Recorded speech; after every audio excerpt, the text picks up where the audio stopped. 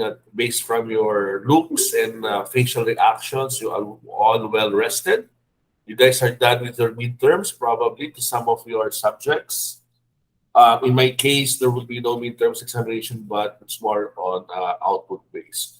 Now, as you know, some of you, our beloved Dean Roque has been rushed in the hospital, and let's include in our prayers as we start our prayer. Okay, so let's give a moment for us to say a prayer to Dean Roque, and then we can start our opening prayer in our class. Okay. In the name of the Father, and of the Son, and of the Holy Spirit. Amen. Heavenly Father, we praise and glorify your holy name. We are humbly asking for your divine guidance as we begin our online class today. May you give us the knowledge and wisdom to understand our lesson, and attentiveness and strength to accomplish the task that we have for this day. May everything that we do and learn find its origin in your wisdom, and through you may we find its purpose in our life, in our home, friends, in our neighbor today, and in the future.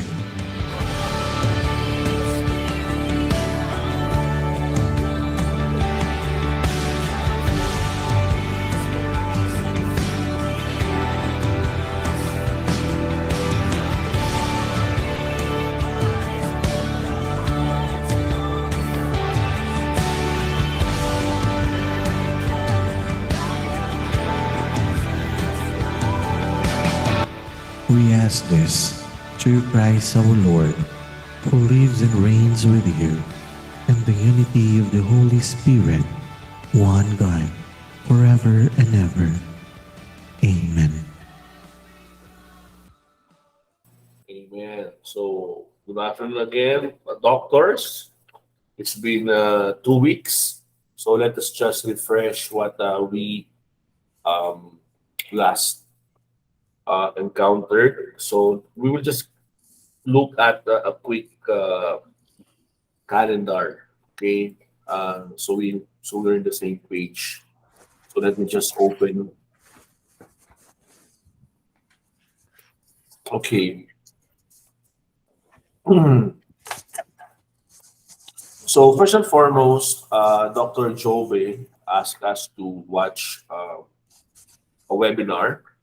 Were you able to watch the webinar this morning at 10 Yes, o'clock? Doc.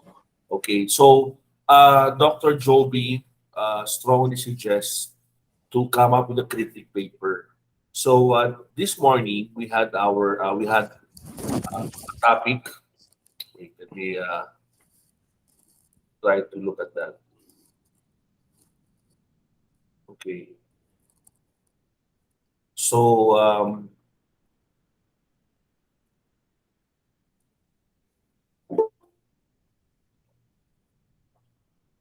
let me just open and see that file again. Okay, here we go.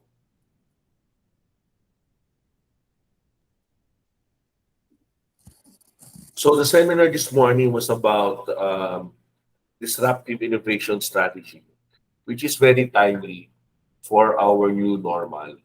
And we had a very good resource person, and he discussed about the new normal in the sense. So what we're gonna do is, as a requirement, we will come up with a critique paper. It will be individual, and since we are also doing advanced marketing in the sense that we are also considering some paradigm shifts like industry 5.0, the use of data analytics, artificial intelligence, business acumens, like the way accounting is measuring the impact of marketing with regards to the revenues and um, revenues generated from the marketing. So this will be an individual critique paper. You start with the ho- the general disruptive innovation strategy, and then you focus your discussion. You pick one of those concepts that you think is relevant to our subject, which is advanced marketing. Now, when we talk about disruptive innovation, there's a lot of space that you can work with. There's model, there is some of them are some more on paradigm shift, any of these. And then try to relate it with our advanced marketing. And from the advanced marketing, we discuss several or few topics. Maybe you can connect your presentation, your report, or from our previous discussion. And as I mentioned, this is an individual paper. It will be due. I'll just give you 2 weeks to do that. And the submission, let's probably use the red caravan. There's this portion in your red caravan where you can submit your assignments. So feel free to upload your, it's just Word format, or you can save it PDF. In that sense, that it can easily be uploaded in our red caravan. So is there any question? So let me just verify the date. So 2 weeks from now is August 6th. So that's more time for you to come up with a critique paper. Okay. So basically, my suggested format is the highlights of the topic, this disruptive innovation strategy. And then the next part would be if there's a concept or framework that caught your attention, you discuss about that. And to make it more uh, academic in nature, specifically doctorate, maybe it's time for you to come up or use EBSCO. EBSCO is actually a very wonderful reference where you can get 2021, 2022 published papers. So now you can use that as your related literature, whatever point you want to make. And then you now try to focus it in our subject, advanced marketing. Now, when you talk about advanced marketing, there's a lot of uh, ways that you can connect these to the webinar this morning. Maybe it can be in your report, or maybe from our previous discussions, or plainly related to advanced marketing, which we have not yet discussed. So that's also welcome. And then you end your critique paper by coming up with a conclusion. Para naman it can be, this is a practice of being a doctorate. Like, what would be a new contribution? What information that you can contribute from your critique paper? Now, our challenge is, again, this is good practice for you to do your EBSCO, RRL. RRL can give you both ways. It can prove a point, or it can agree on what you're saying, or it can disagree of what you're saying. So either way, it can work in your. I know this might be something new to most of you, but that's what doctorate is all about. Constant pushing you outside your comfort zone. Di ba? Kasi if you're already in the comfort zone, that means there's no area for learning. So try to go the chartered out unchartered way, so you can be, you can look and find new ways, new knowledge from this webinar and our subjects. Okay, so the rubrics on how you will be graded will be presented next week. The usual, only four parts. One would be uh, the including the framework concepts that was mentioned in your paper. Second, how the paper was stated. So that includes grammar, sentence construction. Number three, part three would be um, the the support of your related literature. The more RRL you cite, the better. Now, RRL, sometimes uh, the, the newer or the new version, the better.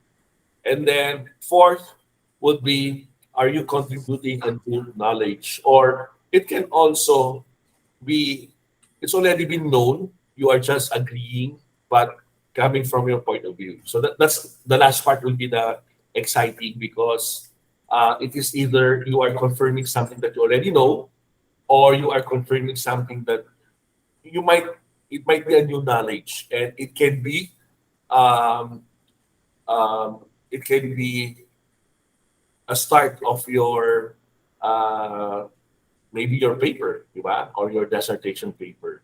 So that's how we're gonna do in regarding our requirements for this webinar.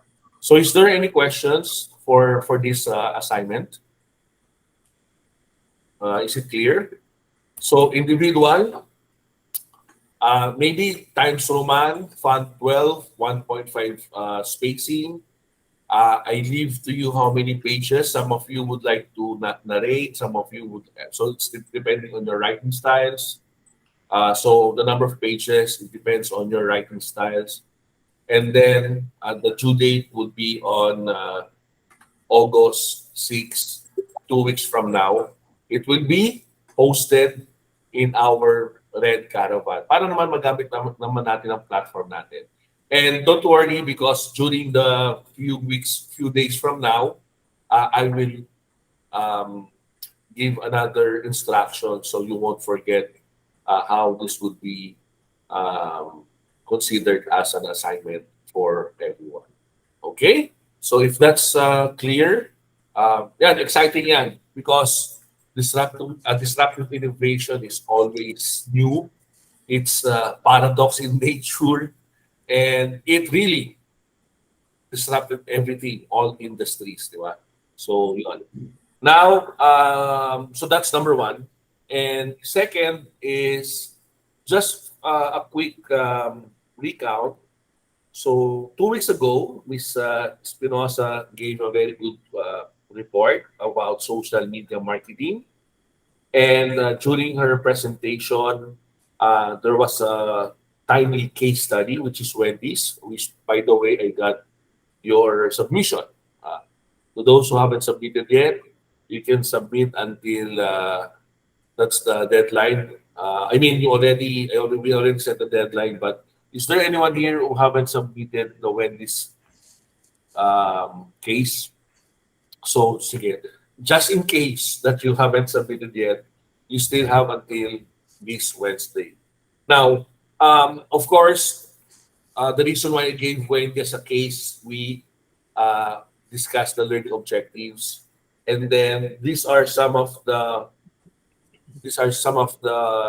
links that can give you some preview of where Wendy is coming from and from the case. And then these are some guided case analysis questions. And I would like to delay our discussions on Wendy's. I know you guys had. Did you enjoy Wendy's? Very very interesting. But I will deliberately delay this case study because I have someone who will be our guest for the month of August, and he used to work in Wendy's, and he will listen to your discussion. And later on, after the discussion, he will tell you an inside story of Wendy's and the social media. So that's very, very exciting for everyone. So my my advice is you read the case before we invite this person again. But I hope everyone enjoyed the case, di ba? It's not it's easy reading kasi there's humor, di ba? And there's you can relate the competitors, so McDonald's among others. I don't know if that will be it will be the same if it will be in the Philippine setting. So when I read it, it will be the same if it will be. It depends. Now, obviously, we did not meet on July 9 because we had this It was announced by the national government that we're going to celebrate. So this was postponed. So right now, and then the next Saturday was more on asynchronous. So scheduled asynchronous to. So we cannot just change the schedule of the GS given to us. So today we are going to try to squeeze all four, or maybe let's see. But for today, we are going to have Dr. John Paraiso, Dr. Francis Banaa, and hopefully, if we still have time, maybe we can give the floor to Dr. Manolo and Dr. Louis John Novera. Now, is Dr. John Paraiso here? Let's see. Is Yes, he? Doc. Oh, yeah, Doc John. So, if there's no any question, let's give the floor or cloud to Dr. John. And Dr. John, are you ready? Are you comfortable using Google Meet? Yes, Doc. Okay. So I will give you the floor. I will just close my mic, mute. Now, in any part of Dr. John's paper, if there's any clarification or a question, uh, would you entertain any raising of hand, Dr. John, during your report, or you would like to have it towards the end of your presentation? They can comment po or suggest or ask question during the report po. Okay. Now, for to introduce Dr. John's report, it's all about the content marketing concepts and strategies. By the way, these are just guide. As a doctor candidate, you can expand, you can add. This is just the guidelines. So feel free. So let's give the cloud to Doc John. Doc John, you have the floor. Thank you. Okay, Doc. Share ko na po yung screen ko.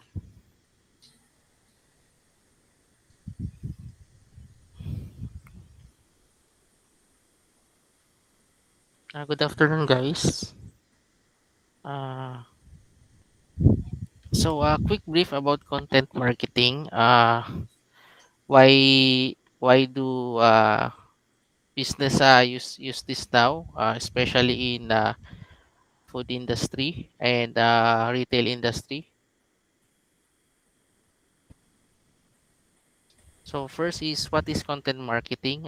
If we define it, the process of creating, distributing, sharing, and publishing content to reach your target audience and increase in brand awareness, sales engagement, and loyalty.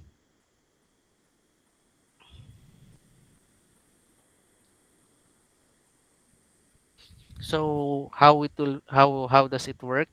Business can use content marketing to attract leads, make a case for your product or service when someone is researching what to buy and close sales.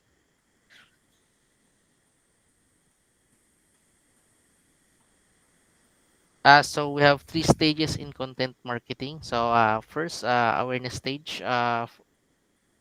First, dito yung uh, for example, you keep on posting, lalo na kung if you're bagong business ka, new entry level business ang ginagawa mo.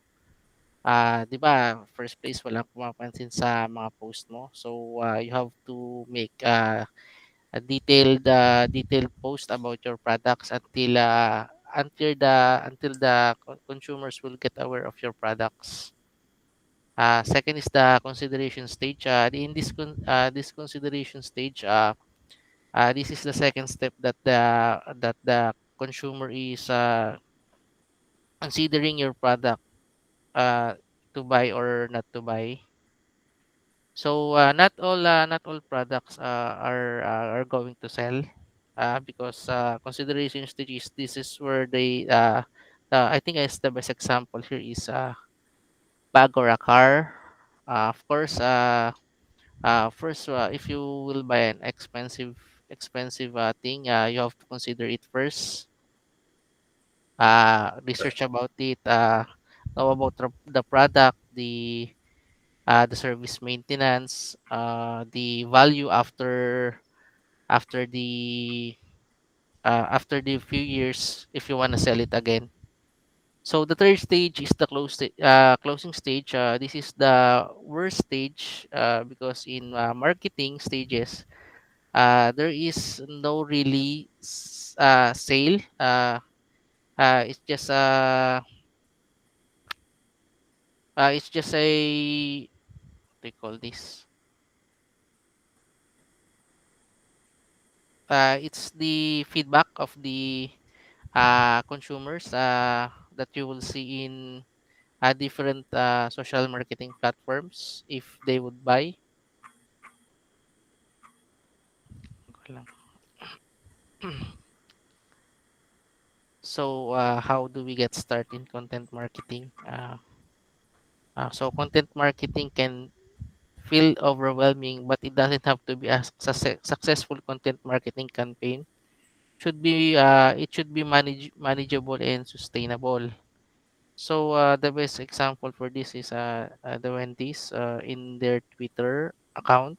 Uh, in their marketing campaign in Twitter, they manage it properly and sustain it properly.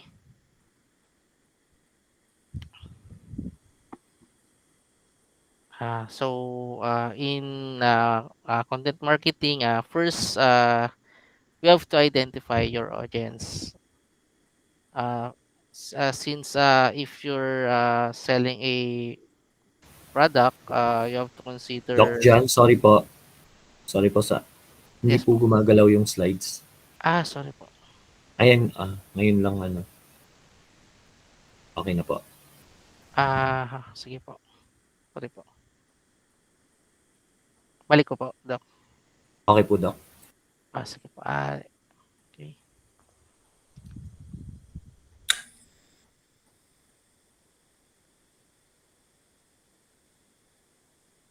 Okay na, Doc. Kita na po. Okay na, Doc. Okay.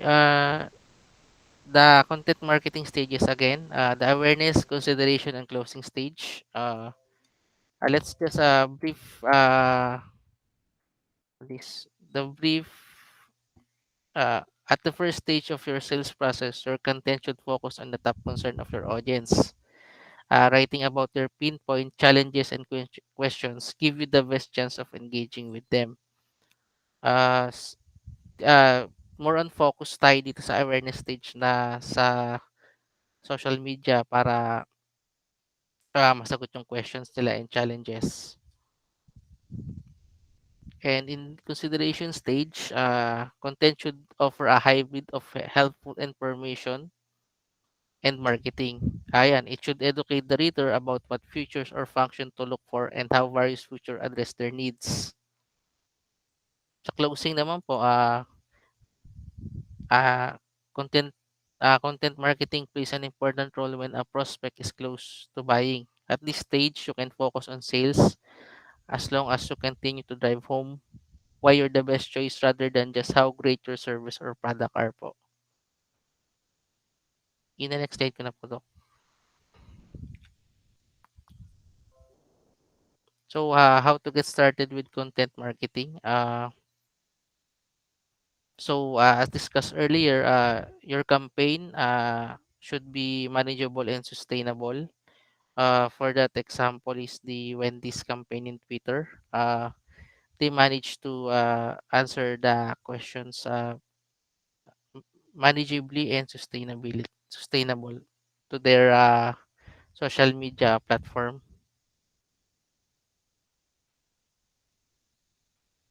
In content marketing, there are 6 steps to be successful. First, you have to identify your audience. First, the first step is to identify your audience. You should know what your target market is. The age gap.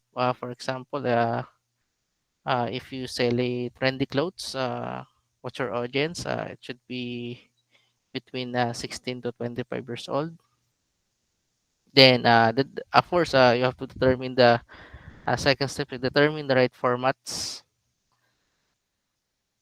it means that the format in your platforms should be appropriate. Yeah. And the third is decide who will write, edit, and proofread your copy. So for this one, we have the content creators. They're the one who's expert in doing, writing, and editing your content. And for the fourth stage, determine how you'll distribute.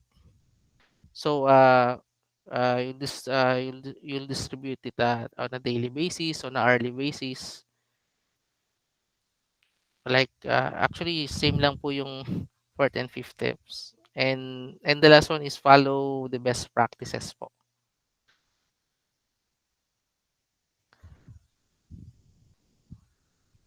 So distributing and promoting content.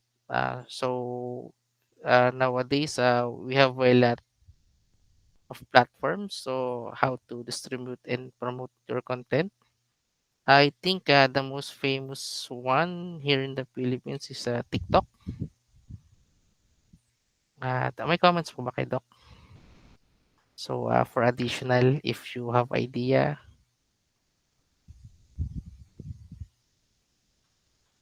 So yun nga po, like example, TikTok, we call them the influencers. So there are new entrant products na minamarket nila or pinopromote nila sa TikTok, which is nagde-generate siya ng high sales because these influencers uh, um, they influence a lot lalo na sa mga kabataan because ang trend kasi ngayon in Philippine setting is pagka yung influencer ginagamit niya 'to, kinakain niya 'to, or binibili niya 'to, ang trend sa mga ah, kabataan is gusto rin nila gano'n ang ginagawa nila. So, ang least likely kasi dito is yung podcast. I think siya yung pinakamaunting audience. Although may mga nakikinig sa podcast, but it's a bit boring kasi the podcast took a lot of time to listen to their products eh. So parang ano lang siya, 'pag podcast kasi parang outline marketing, yung for example, yung pasulput-sulput lang. Hindi kagaya pagka you direct to social media like Facebook, TikTok, talagang you directly marketing the product.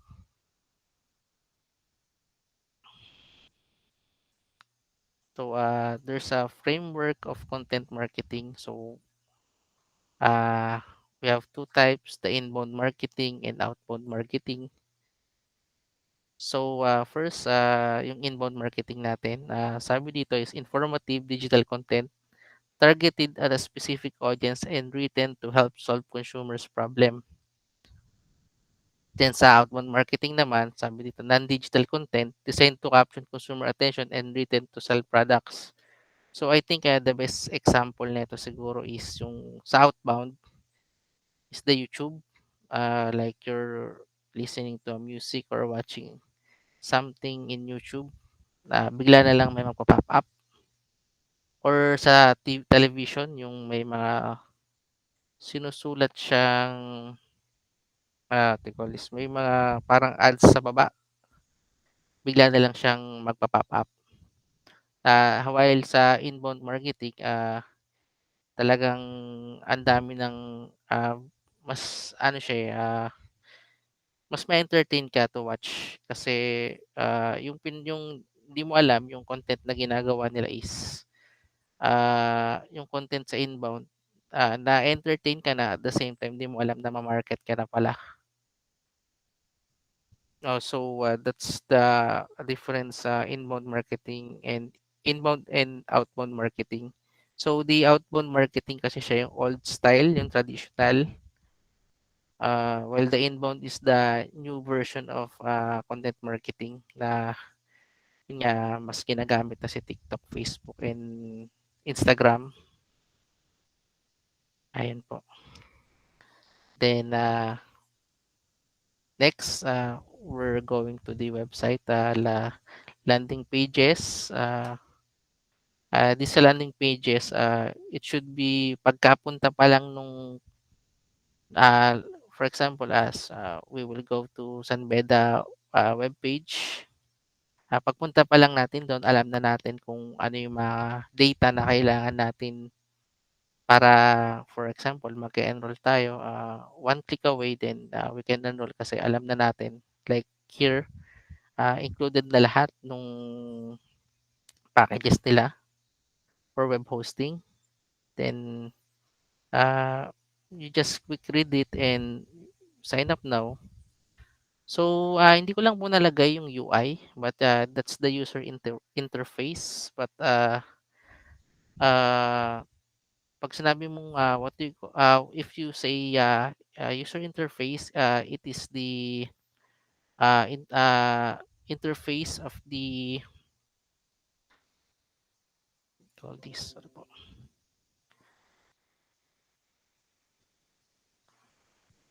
yung kung gaano na-entertain, na paano ka na-amaze dun sa page kasi pag sinabi mong user interface, it's also informative, attractive, and optimized. So, syempre if that UI is not optimized, mabagal, mabubuisit ka, you will not go to their page to know to get the details of their product. So, as far as I know, if you're in the first world countries, having a web pages or website is required in the, if you're having a company. So here's the details, or details of the social media and content are top priorities. So as you can see, yung pinakamababa is the orange one. Then for purpose of ano lang po to, call this data. Then sa sharing naman po ng digital marketing metrics pyramid, how they spend, the value and efficacy. So yeah, brief ano lang po about content. Hope if you have question po, I'll try to answer correctly po. If you have insights and comments mo na i-add, please do share po.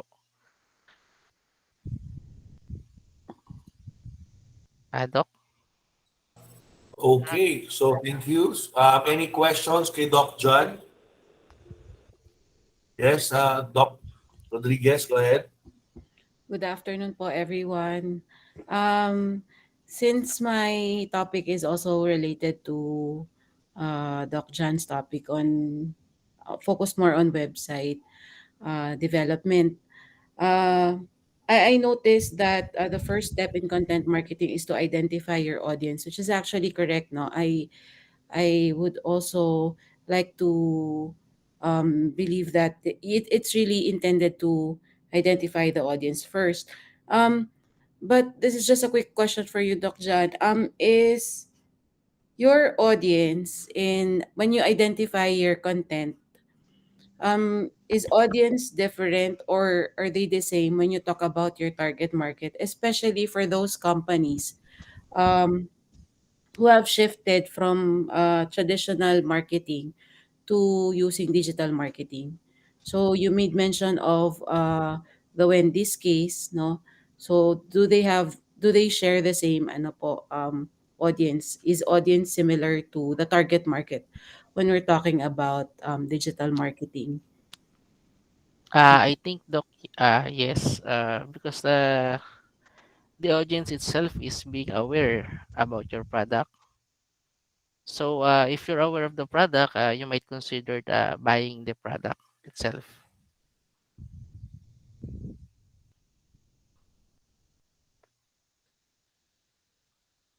Thanks, Doc. That just a clarification. Thank you po. Anyone would like to add? In marketing in a digital economy is more difficult than in the days in mass media. Because companies they have, especially corporations with bigger or deeper pockets, um, they develop the strong messages enough to get consumers and to remember. Diba?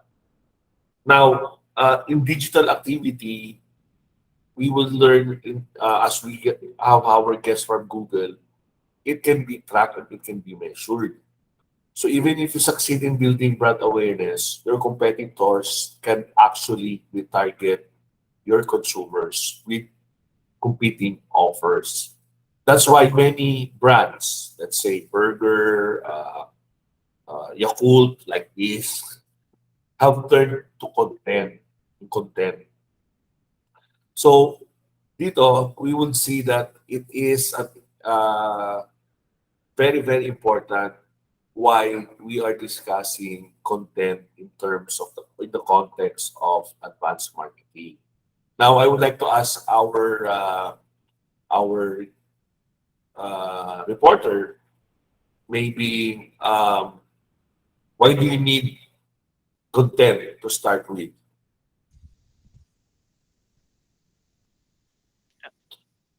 Kasi I think we've been focused on traditional marketing, Yes, Doc. di ba? But the more focused on target marketing, traditional marketing, it's becoming less and less effective. Di ba?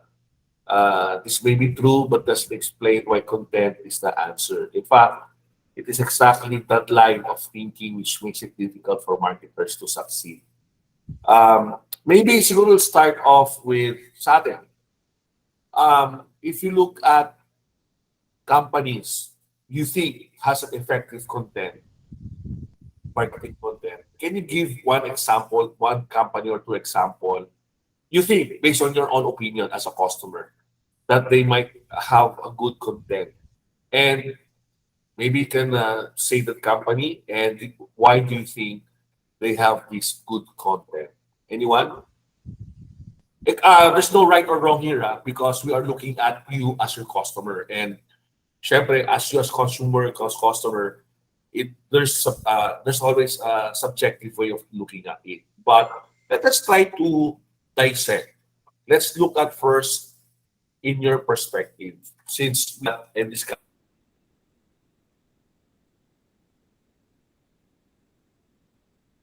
content. Can you open the floor, John, since this is your paper? What do you think is to you? Can you name maybe a good example of a company?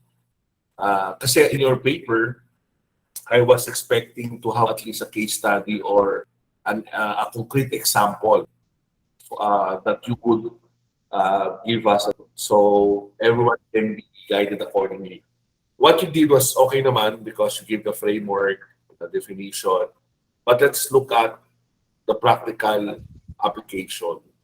Can you name an example of what a good content or good content based from Uh, what you yes, discussed? Doc. I think one of the effective content marketing at this age po kasi more on you rather use cellphone than brochures. So I think if everyone knows TikTok, Rosmar, if you know Rosmar.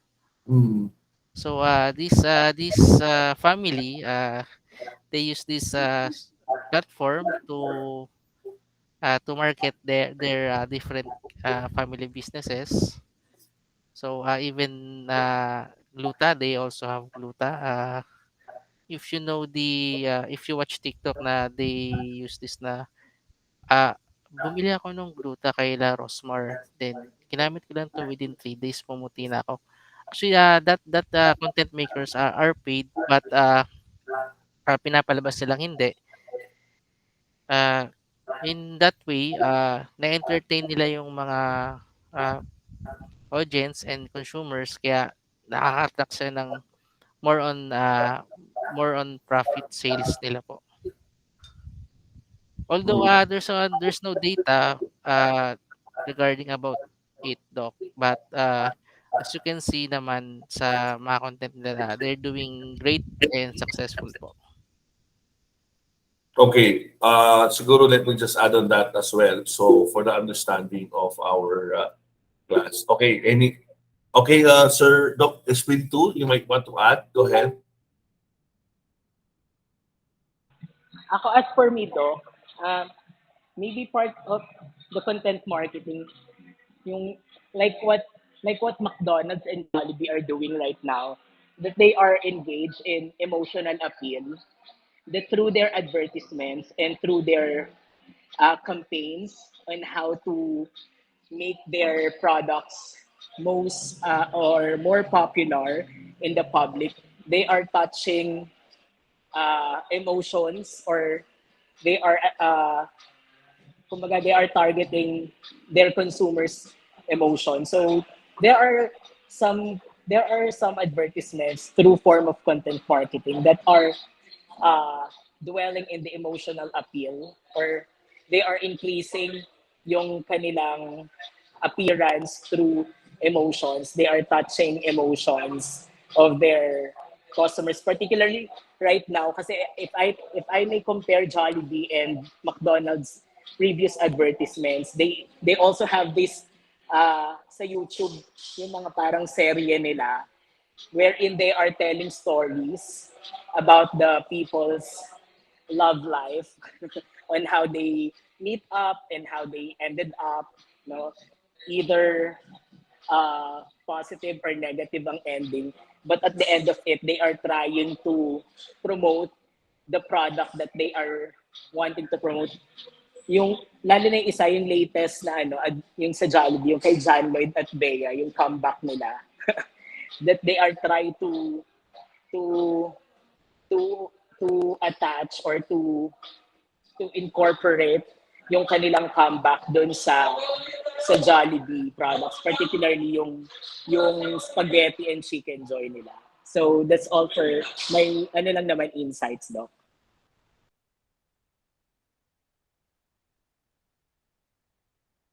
Ay, Doc, nakamute po kayo. Doc, nakamute po kayo.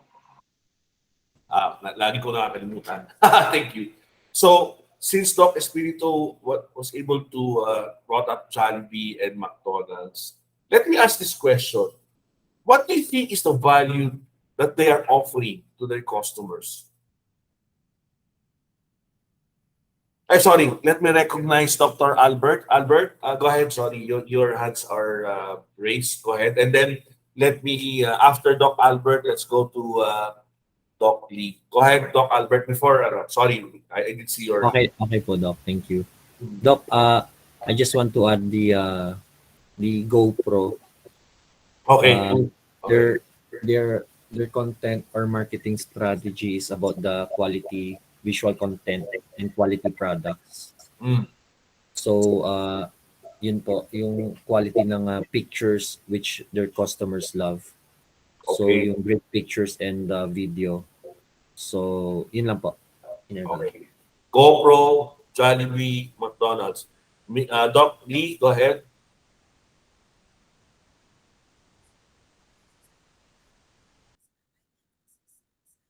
Doc Lee, you might, baka nakamute ka.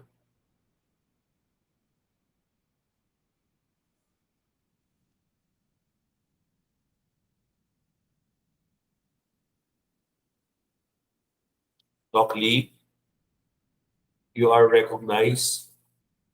I think you're having a problem with your audio, but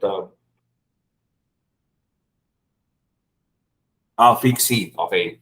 So while Doc Lee is still fixing her audio, no, maybe you can type your comment, or just in a Twitter mini blog manner. Kasi masyadong mahaba ito eh. Okay, while Miss Doc Lee is doing or typing her comment. So Doc Albert, Doc Espiritu mentioned three companies: Donald, Jollibee, GoPro. Now, the first principle for the effective content strategy is always remember what value are you offering? Okay? Because remember, customers should translate this into something that is let me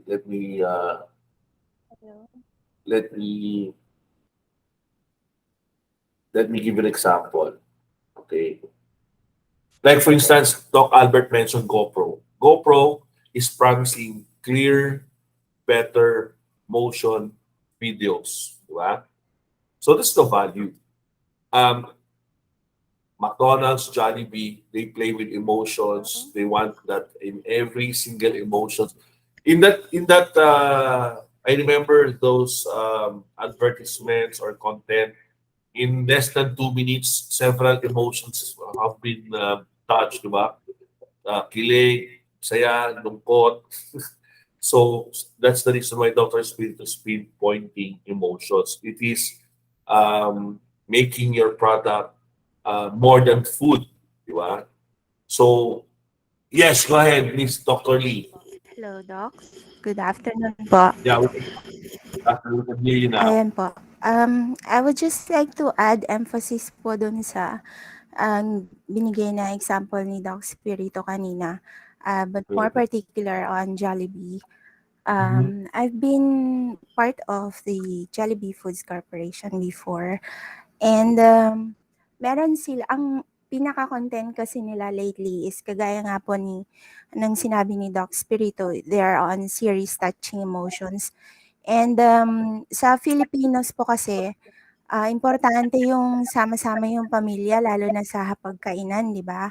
So meron silang target na yeah, I think nandun lahat sa mga series nila or sa ad serye nila yung sarap maging kapamilya.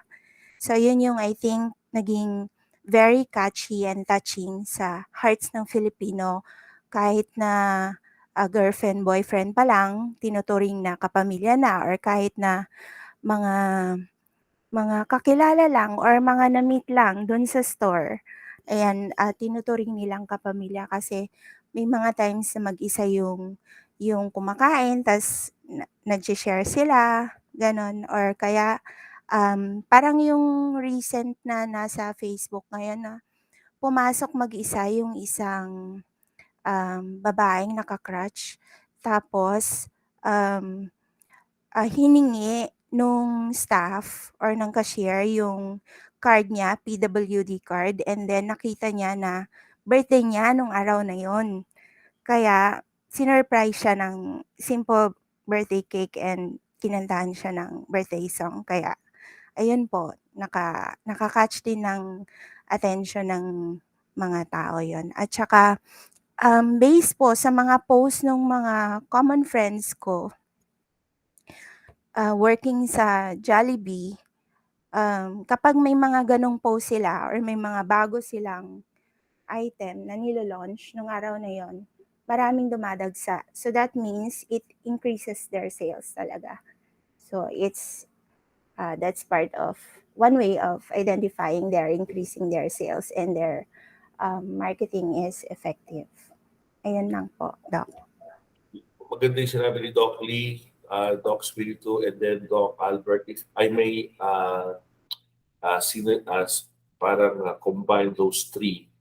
Siguro, when you do your project, your final project, and you are looking at the content of the advanced marketing.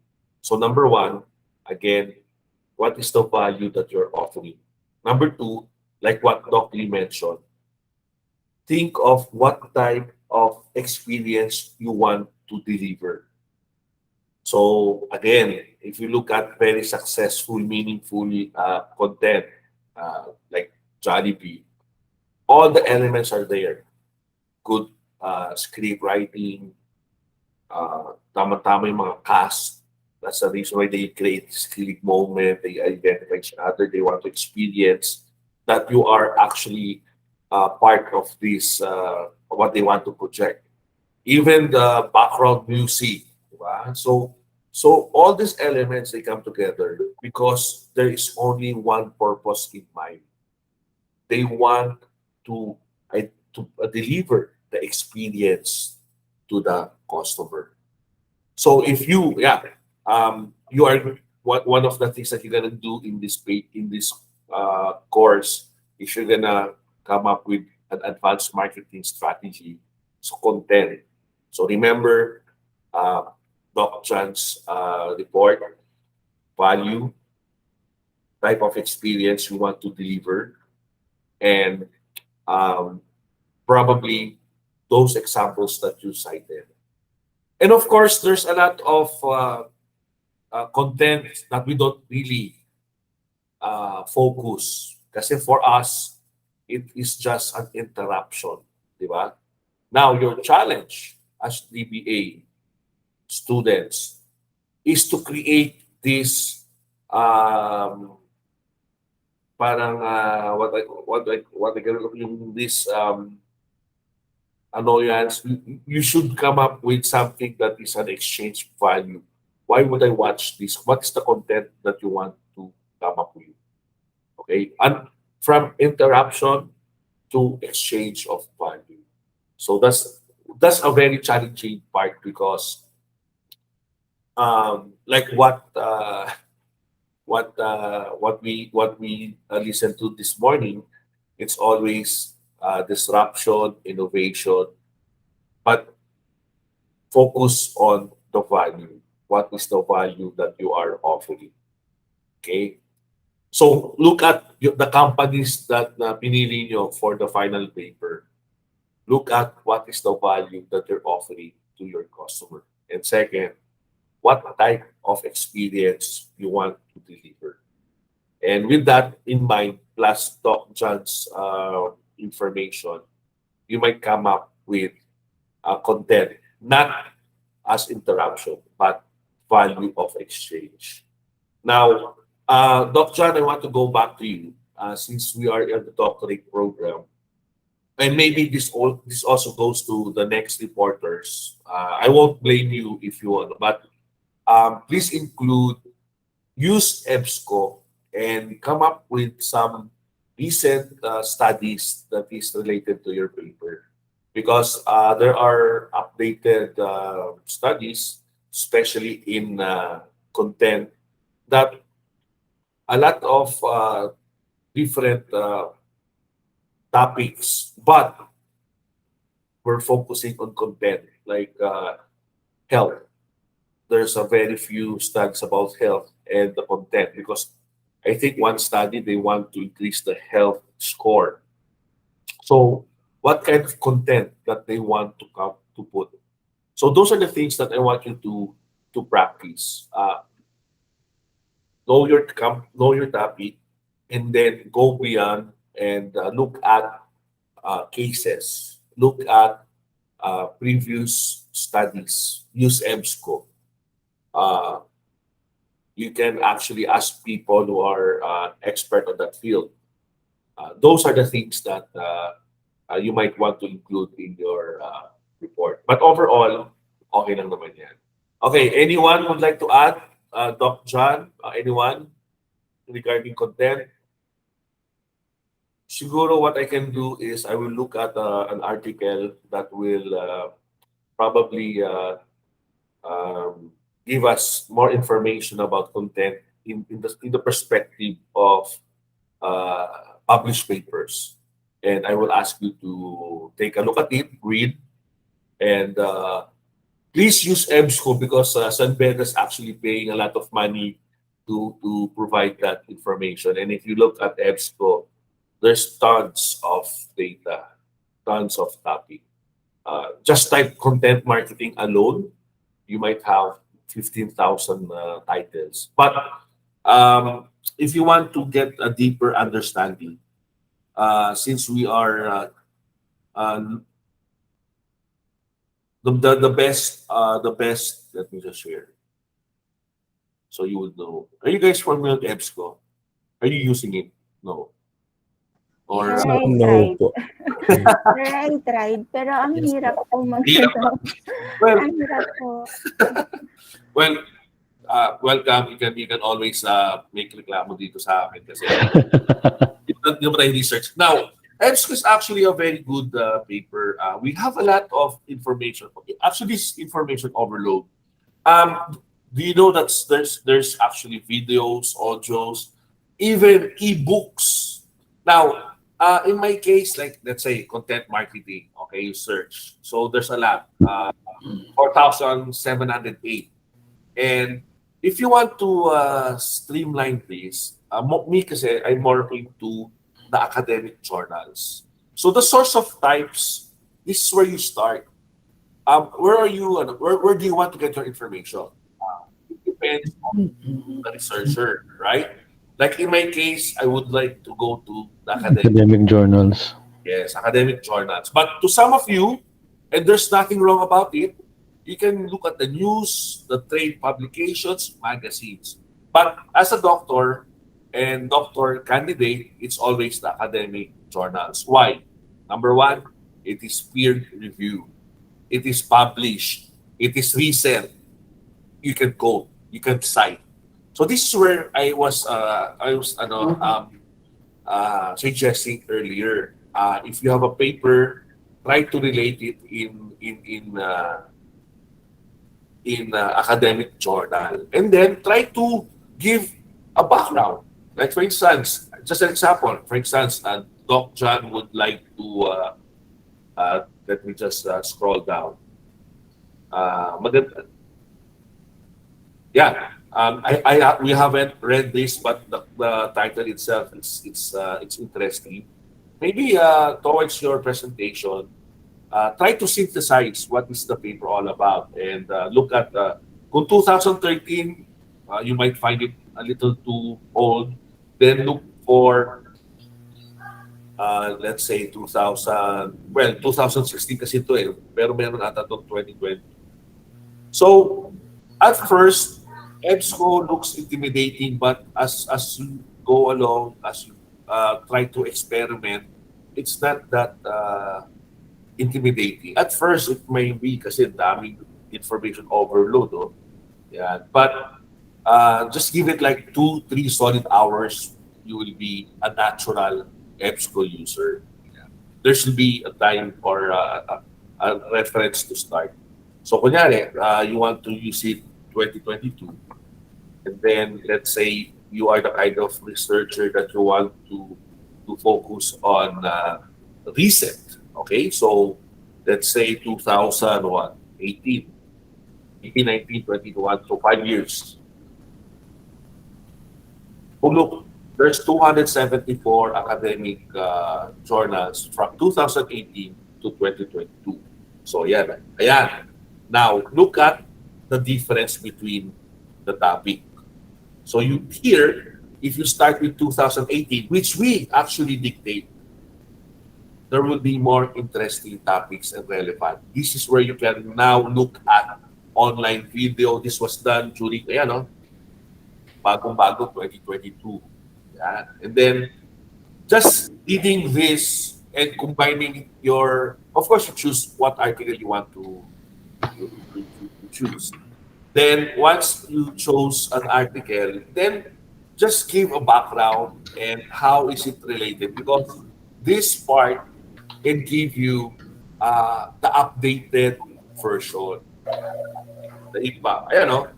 The impact of digitalization content markets, prices, profit, and social welfare. Maybe this is something that we can read. Let's look at the article or the abstract only. So you.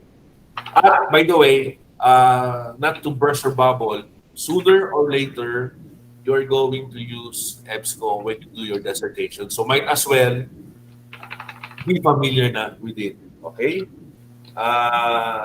Yeah, medyo mahaba, 53 pages, but it's always nice to have the abstract and then just to get um, uh, the bird's view on what the paper is all about. And then, yeah, maybe you can just, as a doctor candidate, you can just share what is important here. And then you can also share it with your colleagues in this class that this book or this material will be a very good read, especially when you are considering a topic or dissertation related to advanced marketing. So this is actually getting you ready. Maybe this might be you might find a possible topic, di ba? Just having this part of reading or RRL later on. Yeah. Content sharing and communication on social media platforms. Ayan, no? I think this is a very good journal, January 2022, which is 5, 6 months lang. So yon. Now, ang assignment ko sa iyo, Doc John, is it's not your fault. It's nobody's fault. Um, Look at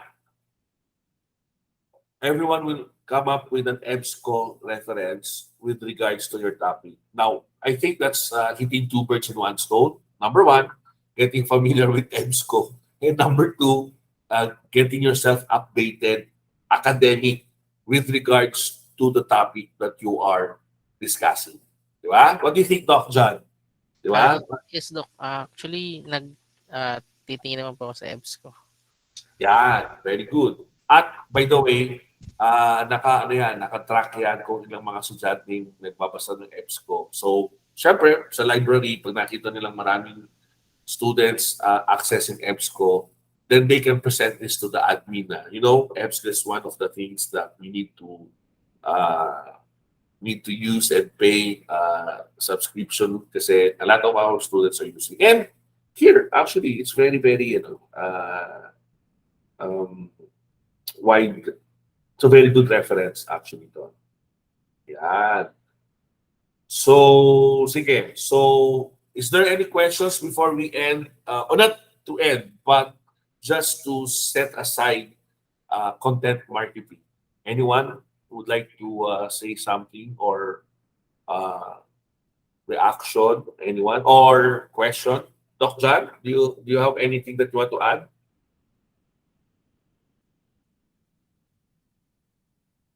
Doc, wala naman po. Nagbabasa po ako eh. Okay. Siguro, I think this would be something that's a very good read. Let's see. Based on the abstract, it talks about the advanced marketing. It talks about social media and why content is very important. And let's see how many pages this one. Downloadable ito siya. Yeah, 16 pages. Content sharing and communication. So probably, so this is Web 2.0. So we are now already at Web 4.0, Web 5.0. So obviously this is actually a review. Now this is a very good RRL, especially if you're looking at social media platforms. Kasi this gives you a brief history. So if you're gonna scroll it down, baka they will discuss this later on. Ayan, building branding through social media platforms. Yeah. Grading as a strategies. 2019 classification objectives. Ito yung mga research objectives mo. See. So I think this is a good read. I will include this as one of your reference for social media content. Maganda to. Okay, I will post this in our red.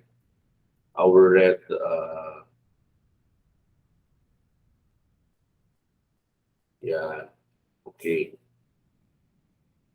Okay. Any questions, guys?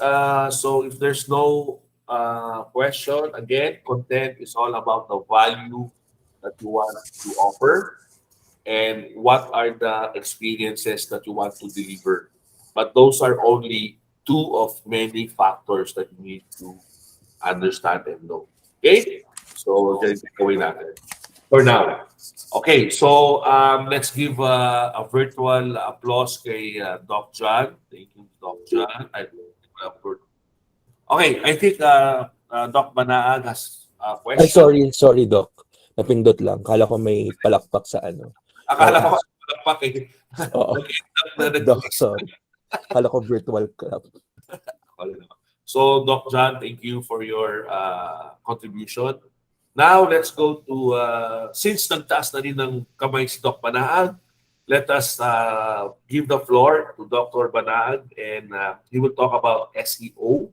So Alright. some of you might not be aware, but it is actually, you're actually doing it anyway. But if more information, let's give the cloud, and let's give applause to Dr. Banaag. Sir, Alright. you have the floor. Go ahead, sir. Thank you, Doc. All right. So, good afternoon, classmates. So, I will be discussing about search engine optimization. So, I don't know if you're na-encounter nyo na to sa work.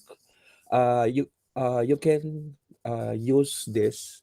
We call it Google Trends. So, it's a free analytics sa ano. Hold on, sorry, hindi pala naka-share. This one, share ko muna. Entire screen, then share. Wait, Doc. May problema ako sa MacBook. So, pwede mo 2 minutes to transfer sa isang laptop ko.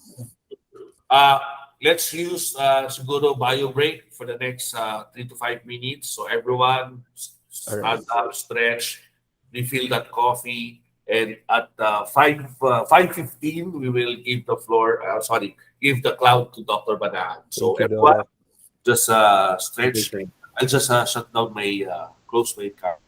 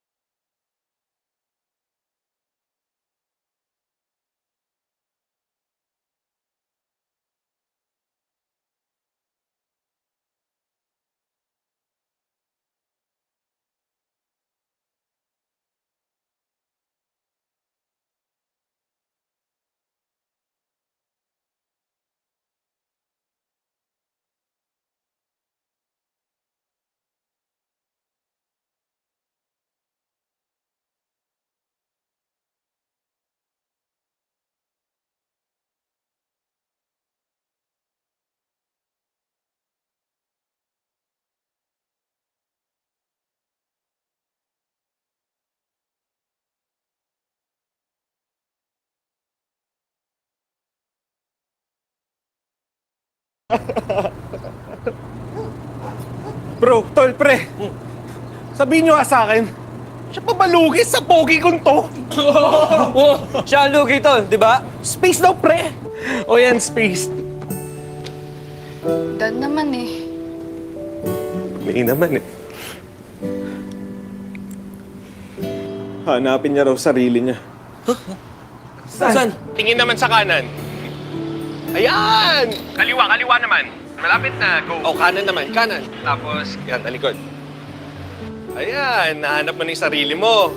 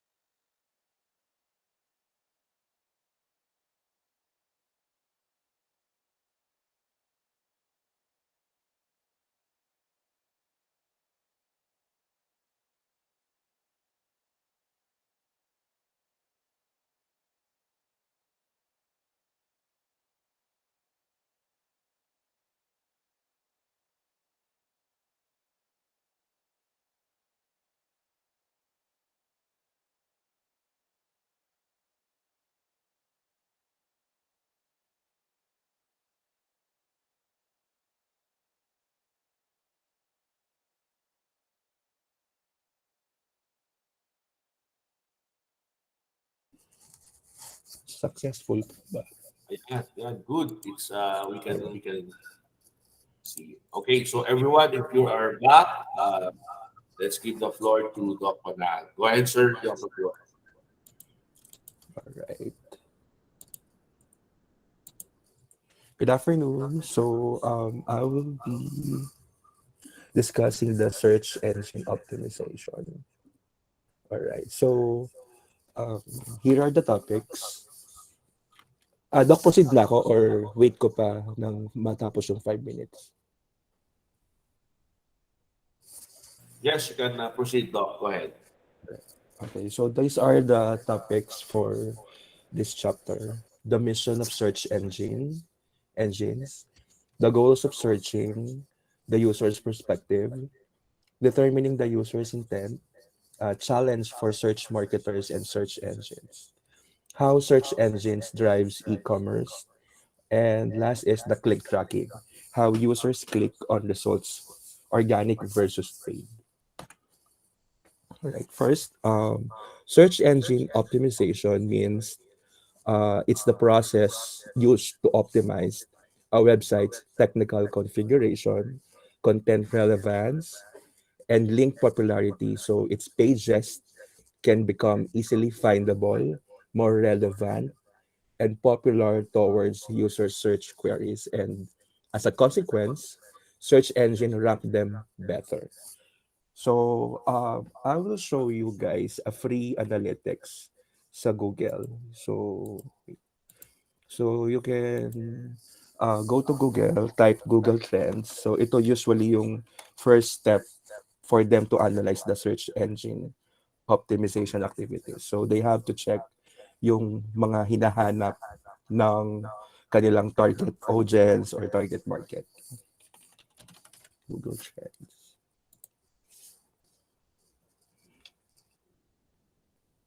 Ayan. So, tapos punta kayo dito. Oops. Google Trends. Sana gumana.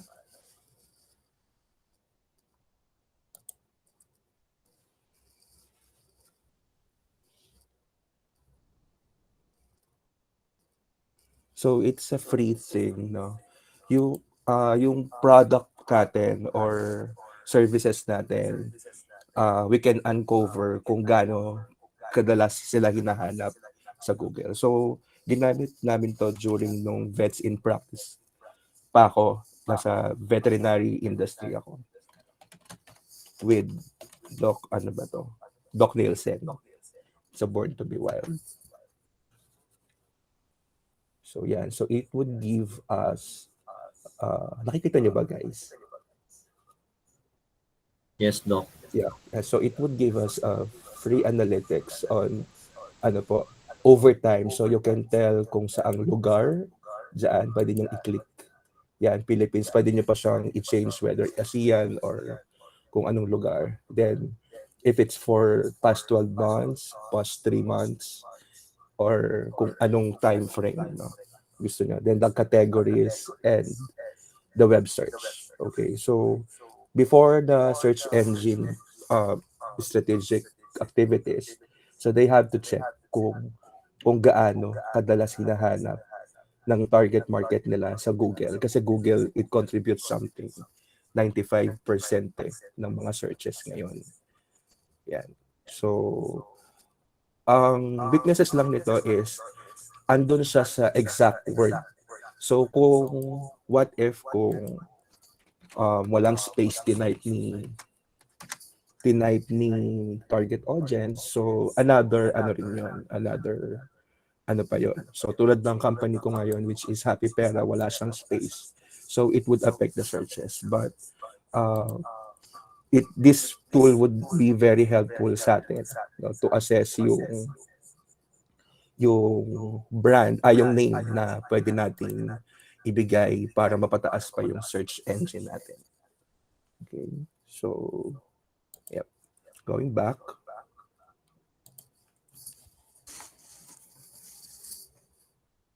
Yan. So, while those on the internet are free to use any of many available search engines to find what they are seeking, Google remains the dominant player worldwide with more than 90% market share. Nonetheless, the burden is on Google. No? So, because he needs to have a good search engine, he needs to provide, Google needs to provide relevant, fast, and fresh search experiences. No? So, for the most part, search engines accomplish this by having the most relevant results and delivering them the fastest.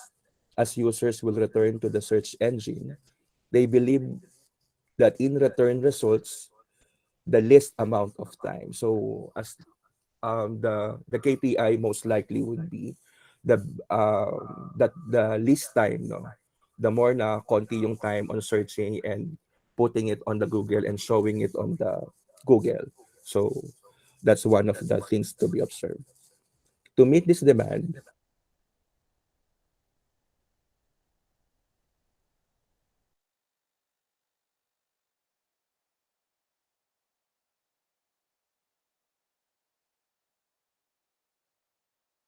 Doc Francis, nawala po kayo.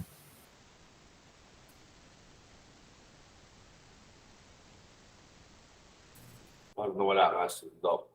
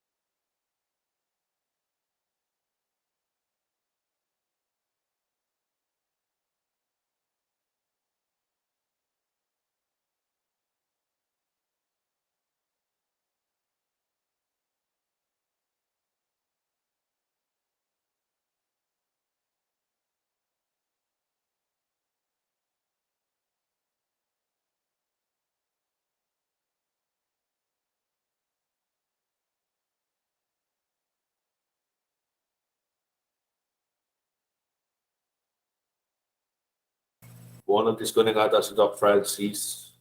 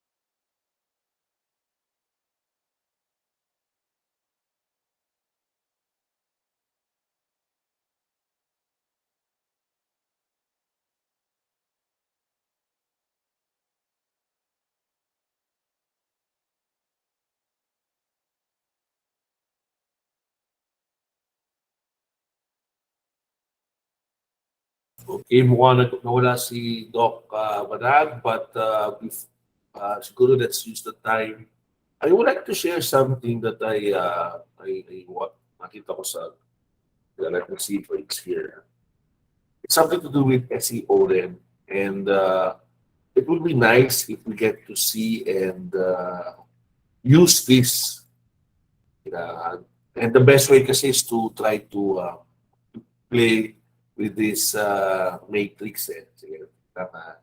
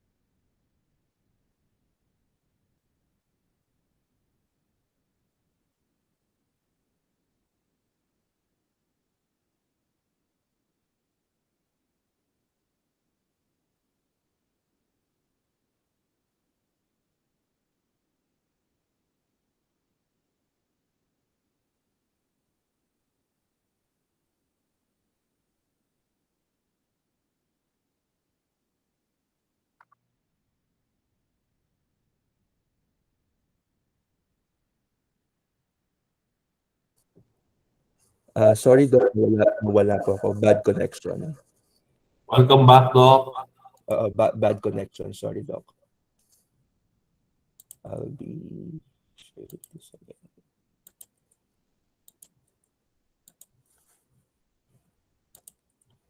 Saan ako nawala, Doc Albert? After ng Google Trend, Doc. The Google Share. After na na. Yung next mo.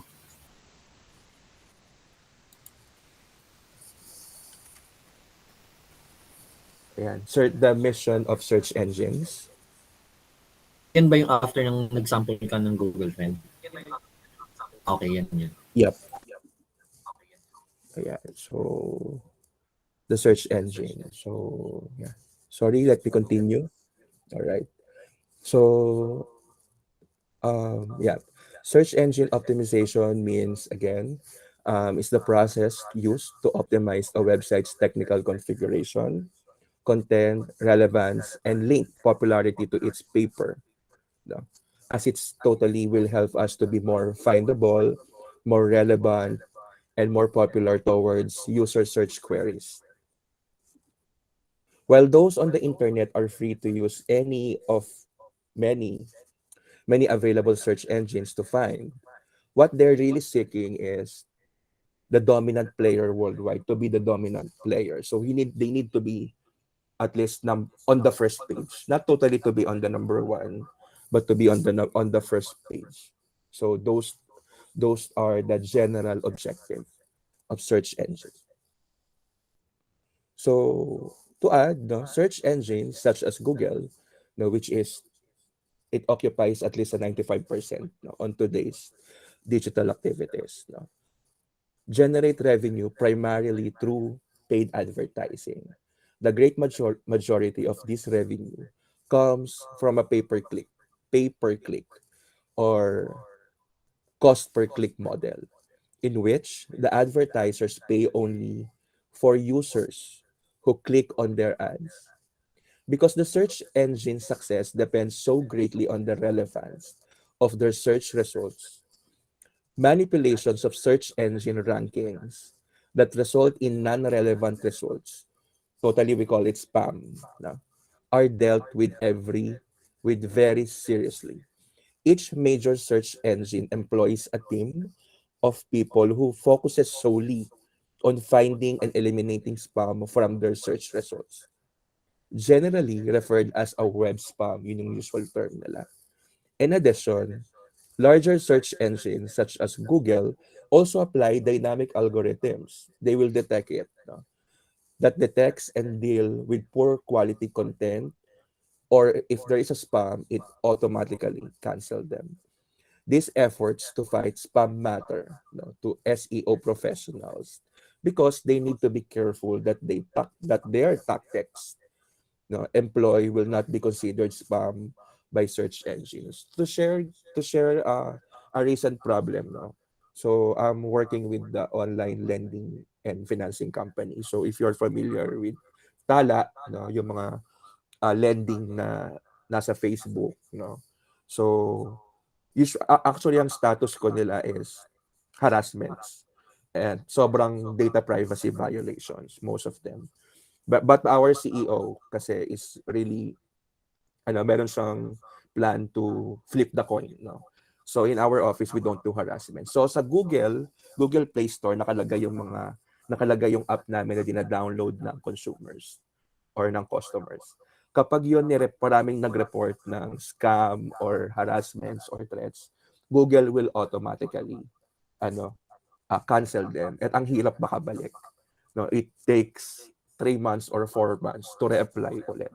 So yun yung sinasabi ng both SEO professionals sa side nila, they need to protect their content or else they will be canceled. Lagot sila doon. They have to may sanction sila kung employed sila full time. Then for the Google, they have these dedicated people to monitor kung maraming nagre-report doon sa particular product. Let's jump now to reasons why your business needs SEO. So brands needs SEO first. as it is the most viable and cost-effective way to both understand and reach customers in a key moments that matter. So this year, there's a published report, no, from a journal, no, that SEO rose to an all-time high, no, nag-pandemic. As consumers shifted to online activities, even the most traditional business realized that they need to accelerate the shift to digital.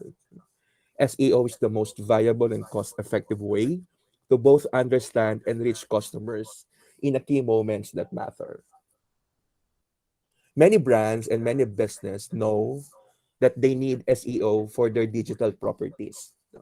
So digital properties, as most companies are considering it as an asset. And the benefits they will get from the SEO work being implemented by their behalf.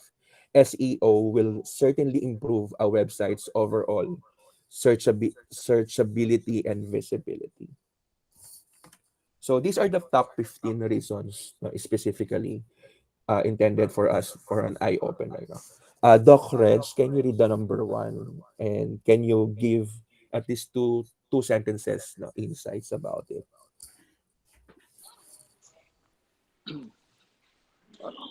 Organic search is most often the primary source of website traffic.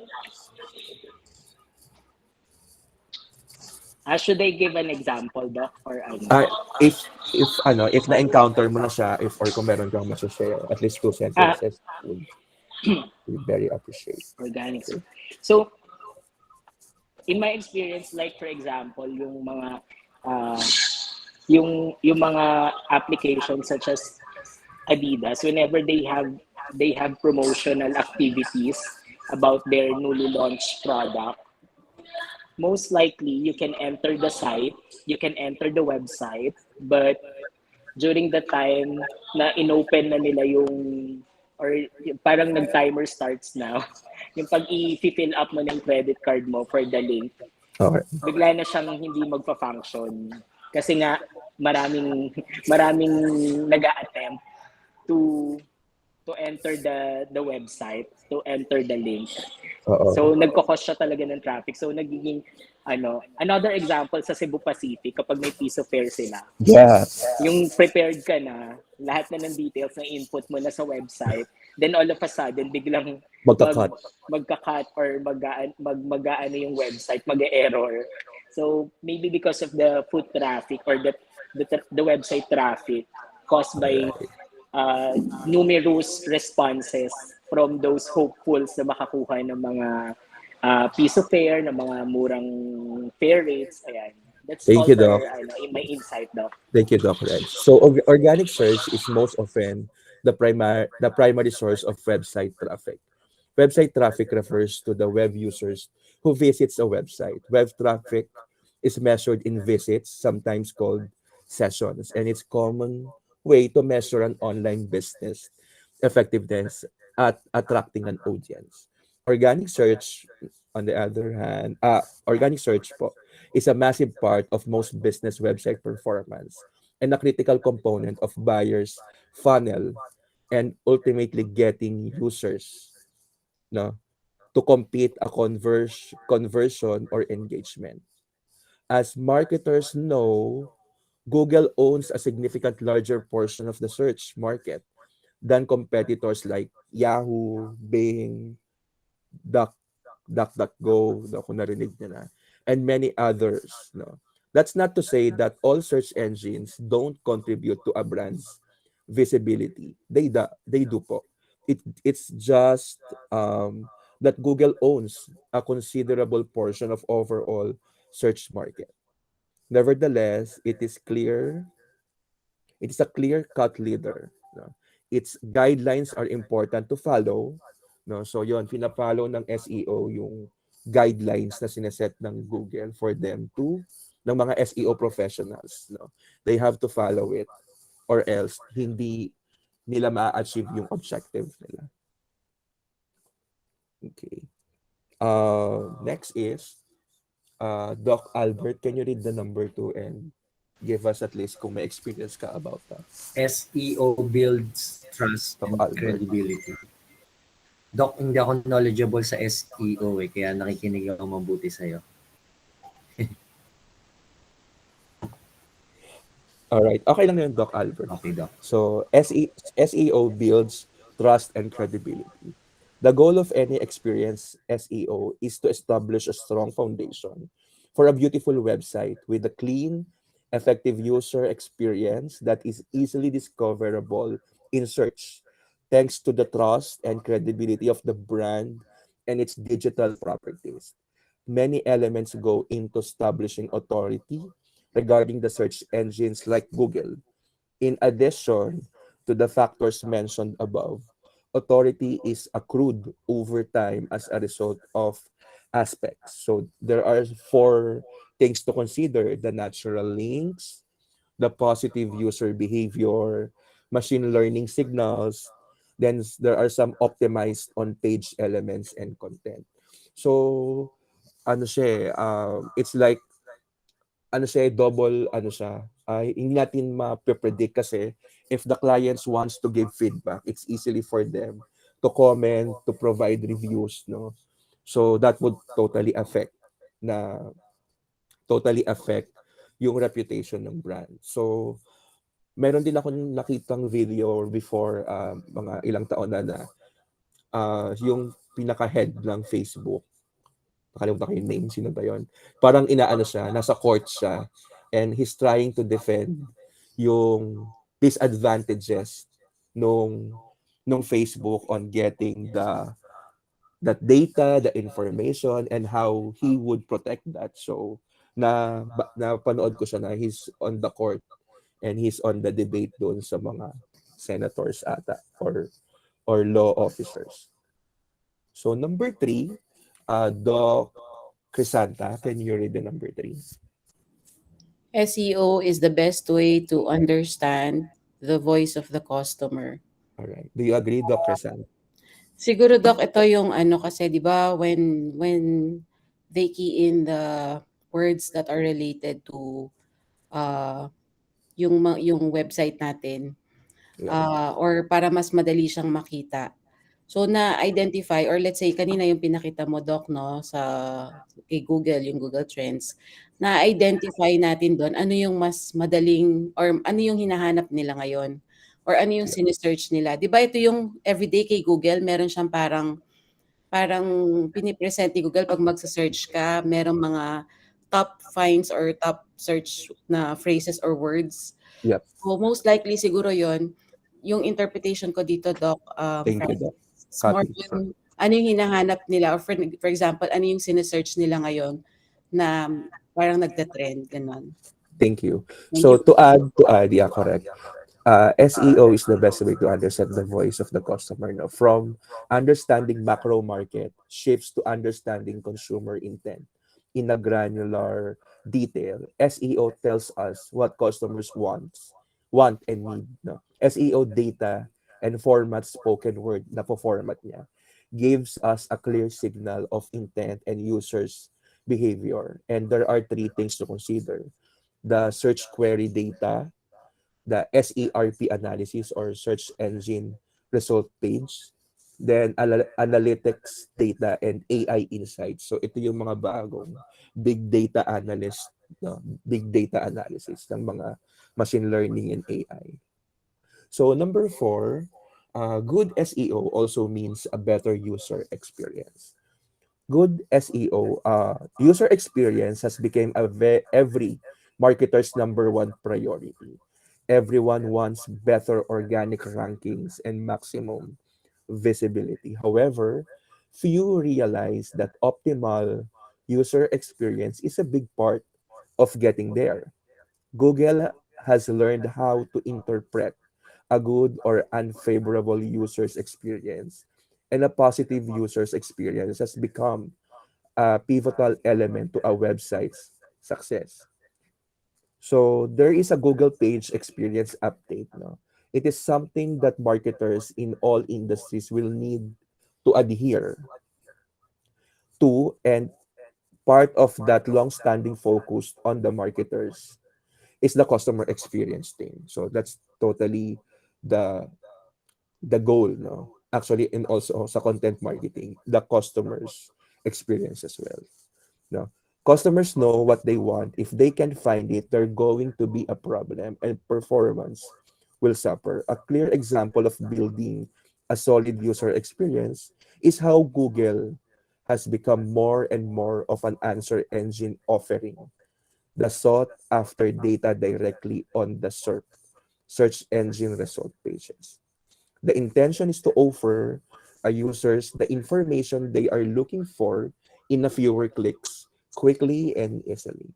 So quality SEO incorporates a positive user experience, leveraging it to work in a brand's favor. So for number five, Doc Mar, can you read the number five and share us some experiences with that? Doc Mar? Okay, wala si Doc Mar. Um, Doc Lay? Sir, ako po ba? Yep. Ah, Doc Lee? Lay? Opo, lead po. Lay. Opo. Local SEO, number 5, Doc, no? Yep. Yes, Doc. Opo. Local SEO means increased engagement, traffic, and conversions. So during with your Jollibee work, have you encountered these things? Yes, Doc. Although nung time na yon hindi pa talaga uso. Mga na, ano pa yun eh, early 2000 pa yun, Doc eh. So, hindi Okay. pa talaga uso. Pero meron na, di ba? Yes, meron na. And hindi Jollibee kasi really famous. So, once you key in yung mga isa sa mga products nila, it will automatically lead you to, of course, stores. There are stores kung saan ka pwedeng mag-avail. Tapos kung saan sila, um, all about the information that you need. Kung present sila sa Facebook, kung present sila sa, although I'm not sure kung may Facebook ang Jollibee nung time na yon kasi I'm not really sure. Although sa ngayon, if you're basing ngayon sa if you key in words associated with Jollibee, it will automatically direct you to where you Yes. can find them, what stores, the price, um, kung saan sila mas um, pinupuntahan ng mga tao, what platform, Facebook, Twitter, or Instagram. Oo, So, yeah. yun po yung Thank you, Doc Lay. Okay. So, yep. Yung sinasabi ni Doc Lay is parang yun yung yung objective ng Omni channel marketing, yung kahit iba't ibang platform, iba't iba yung messages na makukuha mo sa kanila or information. So that would make you at interested, no? Kasi kung lahat ng nasa omni-channel is pare-parehas ng sinasabi. So that would drive out yung ng customer or ng target customer. So number 6, Doc John, can you read and share us something? Doc John? Sino pong dyan? Ako po. Apo. Okay. Number 6, SEO impacts the buying cycle. So, pag-understand ko dito, Doc, is siyempre sa search engine, ah, paulit-ulit lang yung pagbili ni consumer or umiikot yung cycle because mas more on ang alam ko po kasi sa SEO insights po nung mga friend kong magawa ng website. Pag more on optimize yung algorithm ng SEO mo, mas more on mahanap ka.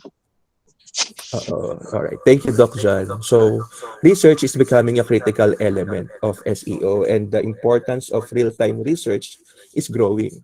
Using SEO tactics to relay your messaging for good deals, groundbreaking products and services, and the importance of dependability of what you offer customers will be a game changer. It will also undoubtedly positively impact the buying cycle when done right.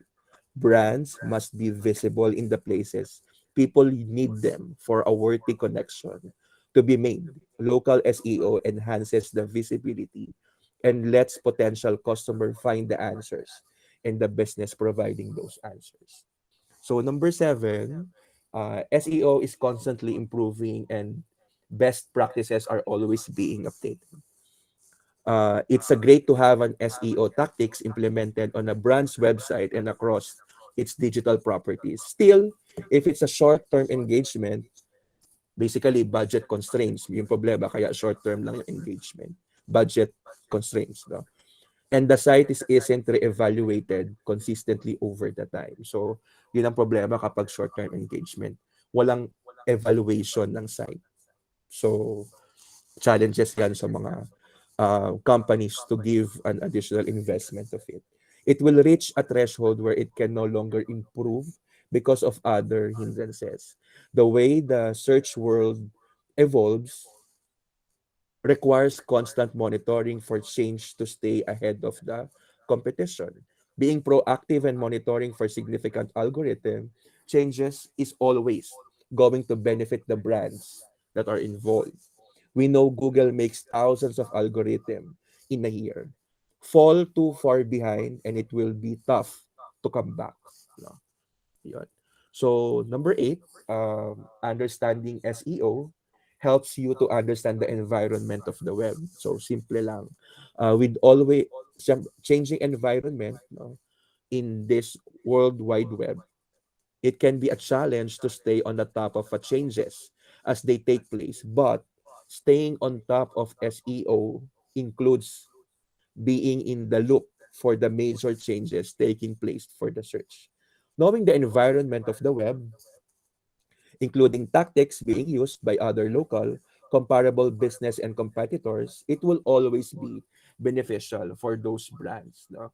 It, it would totally give us impression dun sa brands, lalo na kapag nagko-compete siya.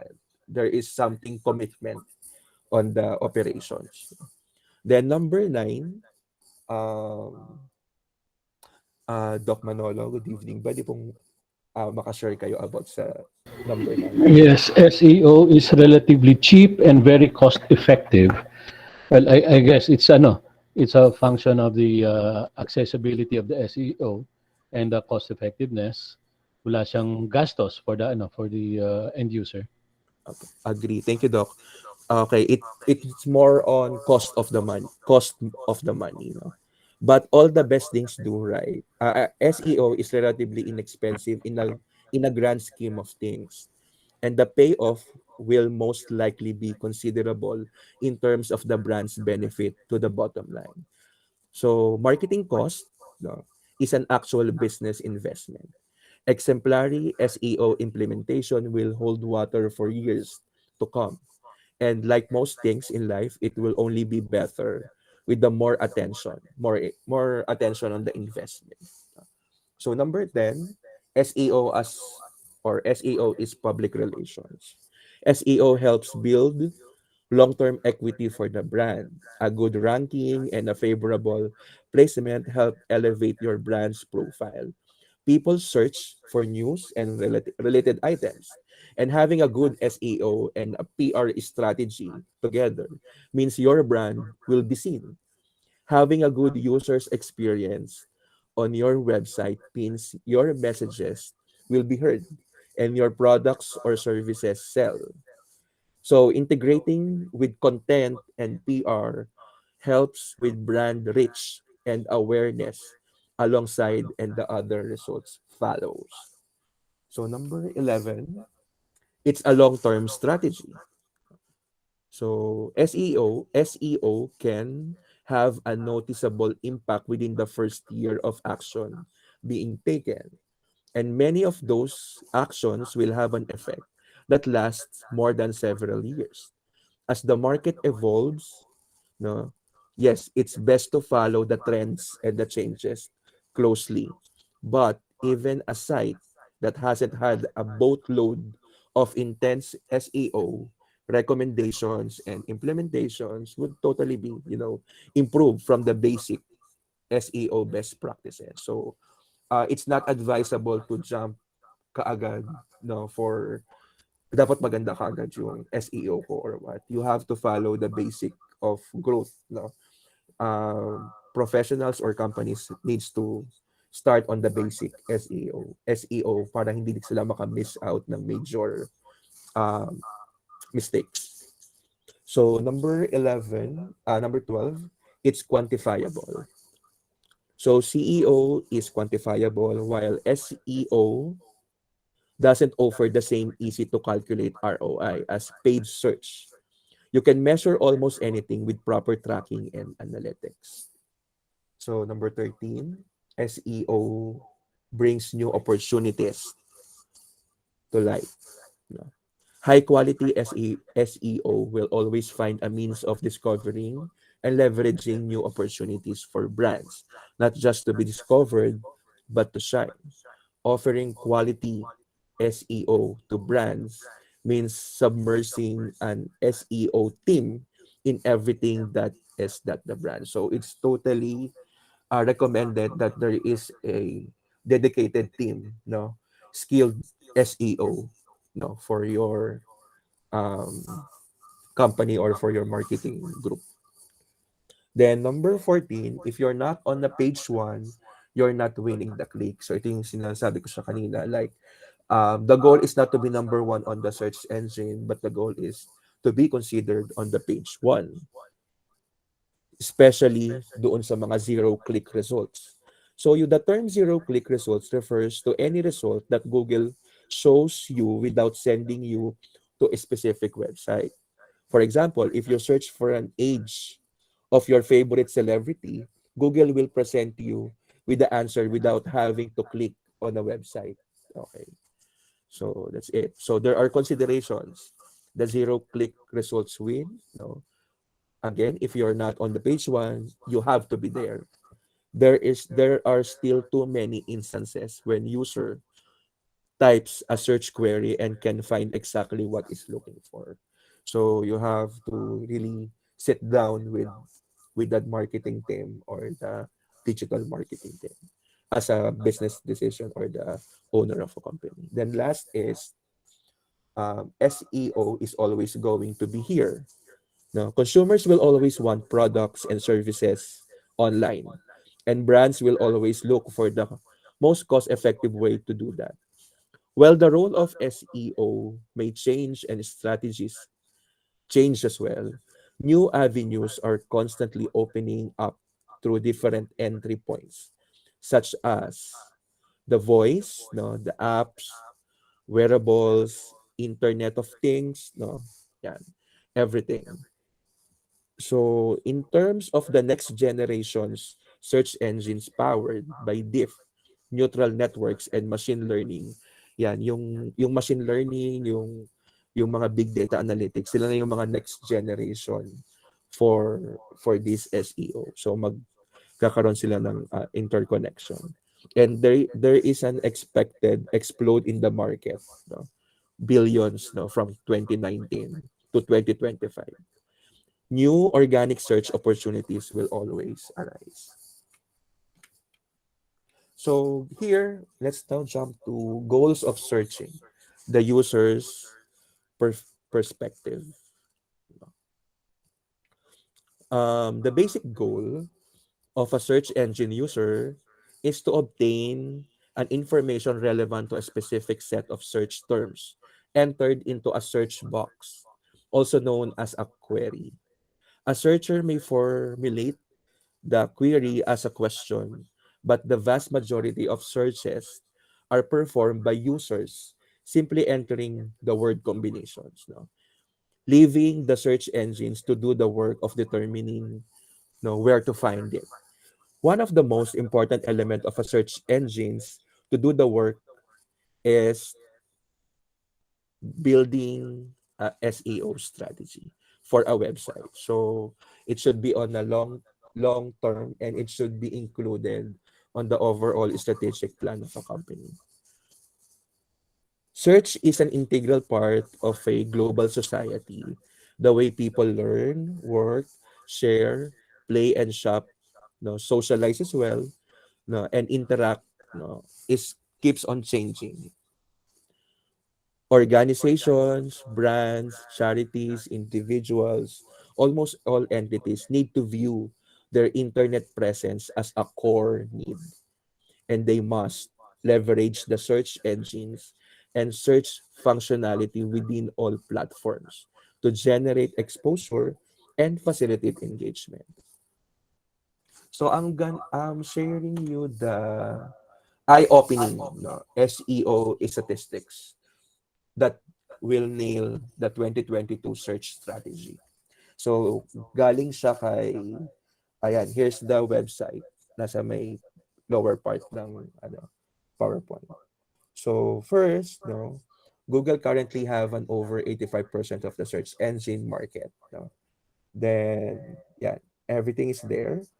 So on the first page alone, the first tier 5 organic results accounts to na predict nila 67.6.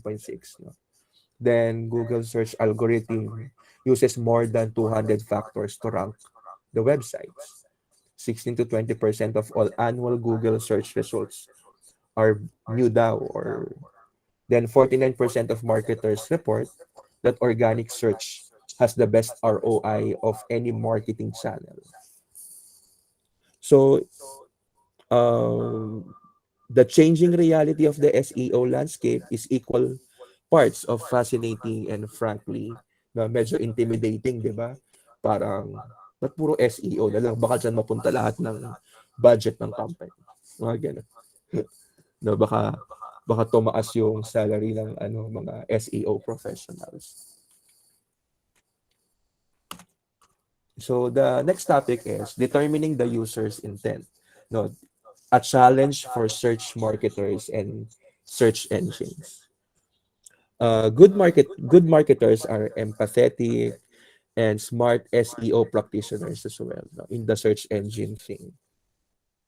Therefore, a crucial element to building an online marketing strategy around SEO and organic, which is not paid, non-paid, so organic. Parang naging yun debate na bakit pa ako magbabayad kung pwede ko namang ipa-share sa mga friends ko yung post ko. Halimbawa, si Doc Reg meron siyang gym business, bago lang.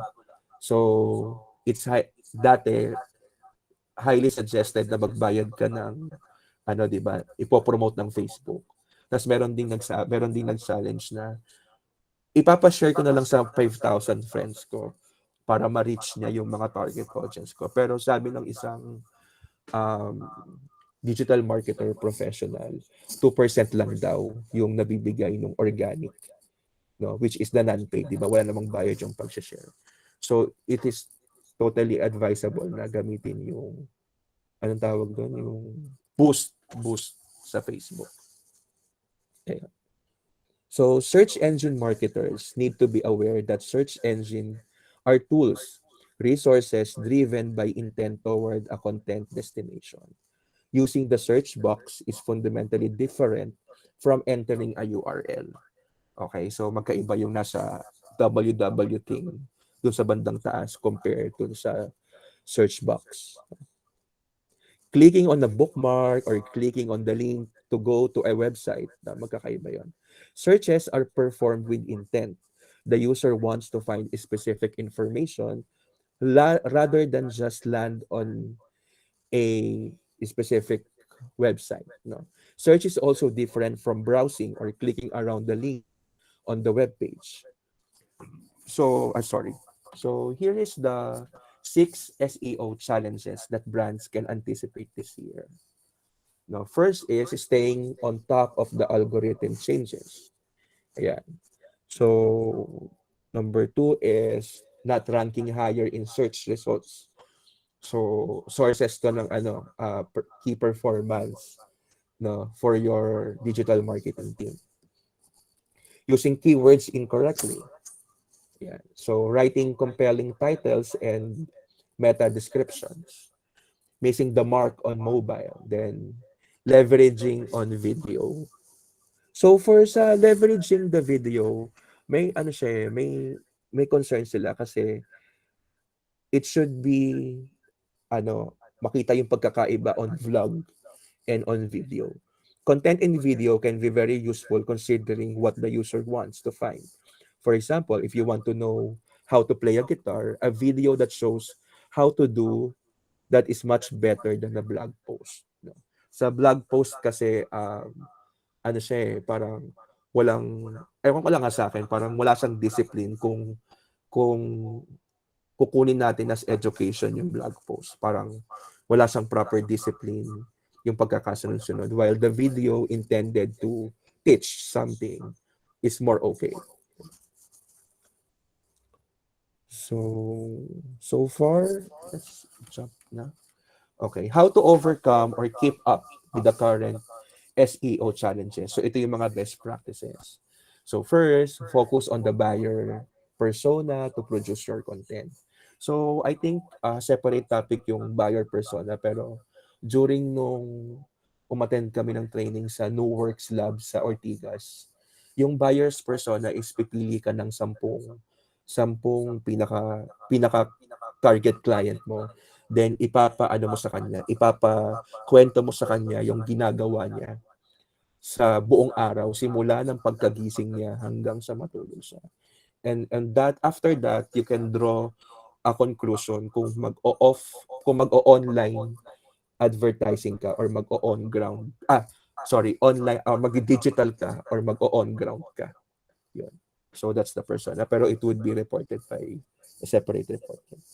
Make sure your SEO homework is done in all your articles. So relevant yung articles and the SEO, no?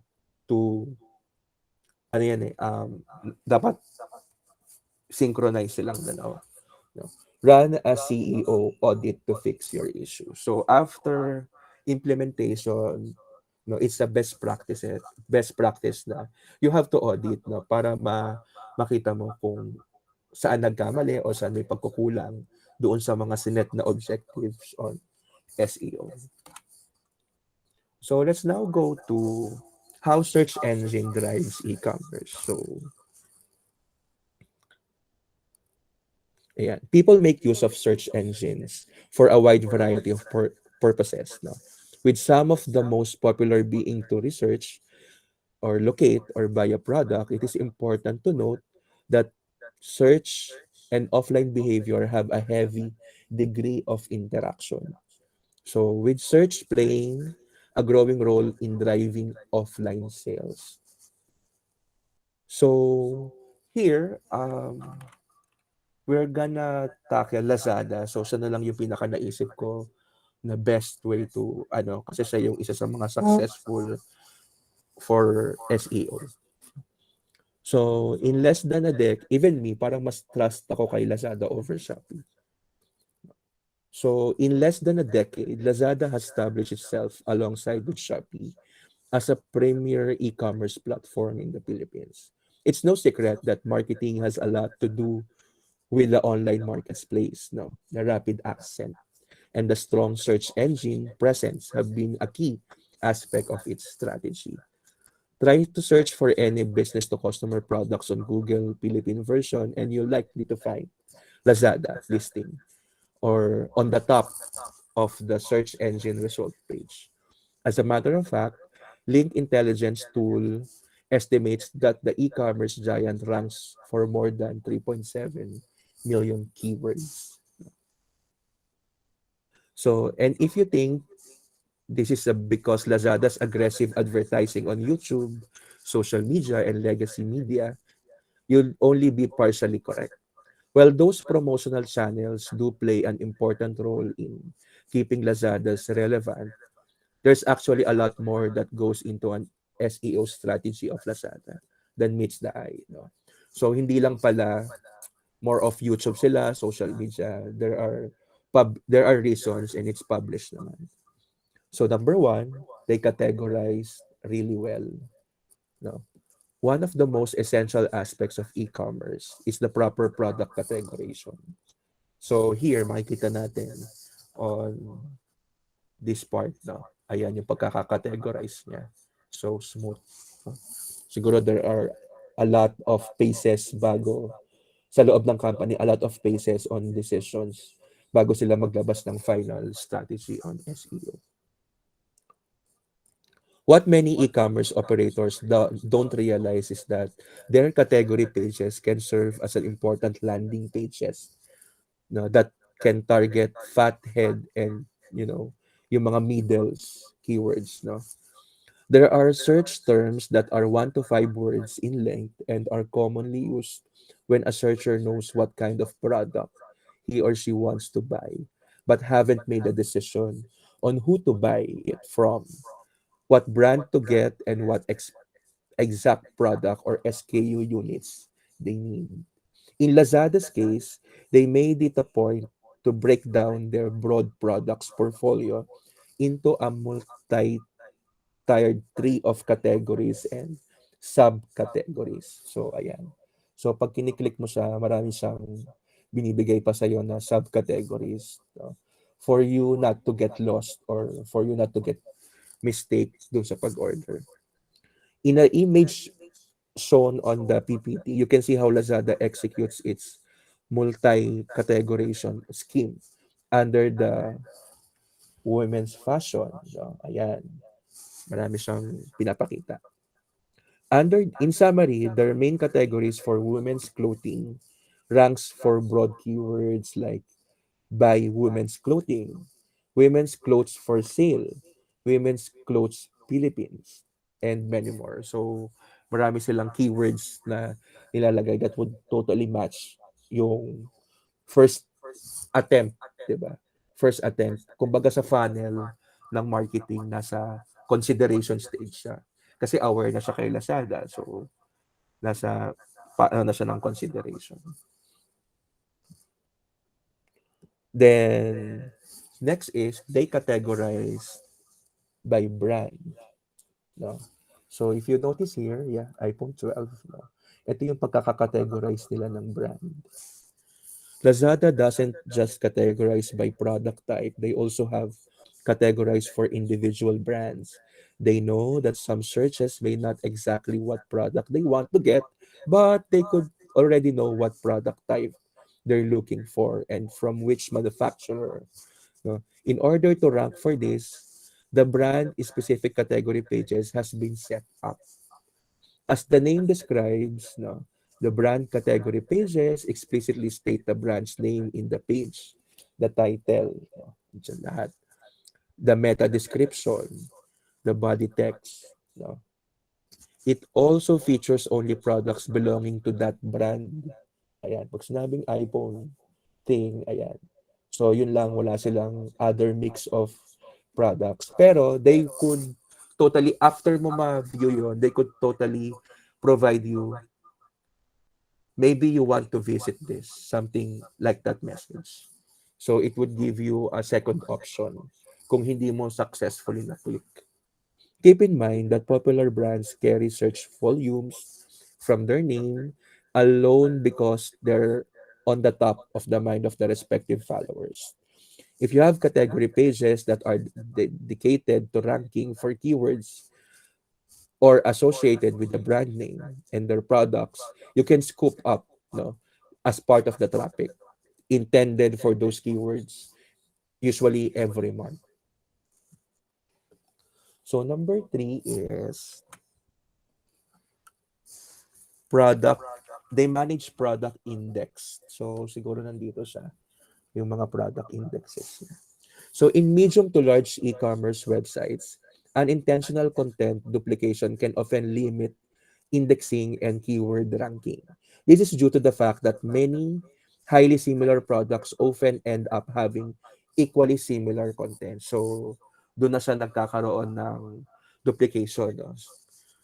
In Lazada's case, duplication can happen kapag multiple merchants selling the same exact products.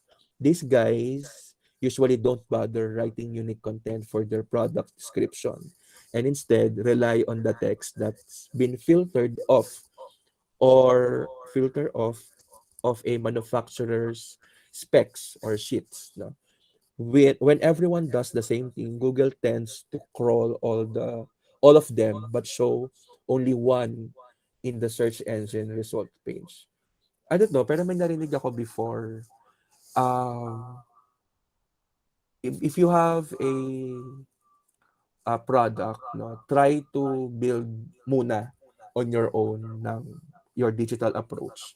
Huwag mo na siyang i-enter into Lazada or else hindi mo maka-capture yung informations ng mga customers mo kasi that would fall on the property of Lazada. So, yun yung something na na-encounter ko before. So, china-challenge nung idea na yon na you have to, you know, be the one muna. Then, kung wala na talaga, then secondary itong sila Lazada or Shopee. In the example, no, we can see that there are at least 4 different sellers of iPhone 12 on Lazada. All of the pages are similar product descriptions. So Lazada averts content duplication uses or it issues by using a statistics. We call it relationship canonical thing. No? Tinatag niya with the use of HTML. So these elements tells Google that the website recognizes the potential for duplication and instead of nominating just one of its many similar pages to represent it in the search results. So kapag ganyan nagsabay-sabay, ibig sabihin most of them are similar yung write-ups nila. No? Pero this four has a different sellers yan, of iPhone 12. So the next thing ng difference ni Lazada is their title tags convey intent. So the title tag, ayan. So ito yung difference ng dalawa eh. No, yung sa iba sobrang general, no. Hindi siya nag-float kaagad. No, probably it would fall on may chances na mag second page to or mahina to first page. But this one, no, manonotice nyo kung gaano ka-detailed yung digital marketing team nila Lazada. The title tag is one of the most important ranking factors for any web page. It's micro thing on a web page's content and it sets the searcher's expectation on what they'll find when they click on the search listing. It also gives search engines a strong juice, no, as to what the words or the web page, diba? So this one gives you totally idea or else the um you have to click pa to, hahanapin mo pa yung talagang preferred mo na features or whatsoever. But here on Lazada, it's totally interesting, no, to click and mukhang trusted kasi the ratings are shown, di ba? Ayan. So next is they optimized the category pages with rich copy. Being prime landing pages for organic search traffic, category pages need to have an ample amount of unique content. So Google can see the relevance between the web page and the keywords that they are campaigning for. Lazada is aware of this and has exerted considerable effort in making sure that the case is being met. No. Next is they optimize for engagement signals. So many SEO experts believe, no, that Google has started using users engagement signal as a ranking factor over the past few years. So it's also na-observe nila na statistics such as bounce rate. Yung bounce rate yung kapag kinlik mo yung isang link, halimbawa itong smart TV for sale, tapos bumalik ka, that's the bounce rate. So ibig sabihin, you have already compared and you're on on a pace na ng marketing na you will buy it na or you will totally respond positively na sa campaign nila. Bounce rate, average times on site, and conversion rates are among the indicators that the website's visitor are finding its content relevant to their needs or wants. Lazada is also aware of this and has fielded some elements that will keep online shoppers interested longer than they usually would be. Example is the product details, no?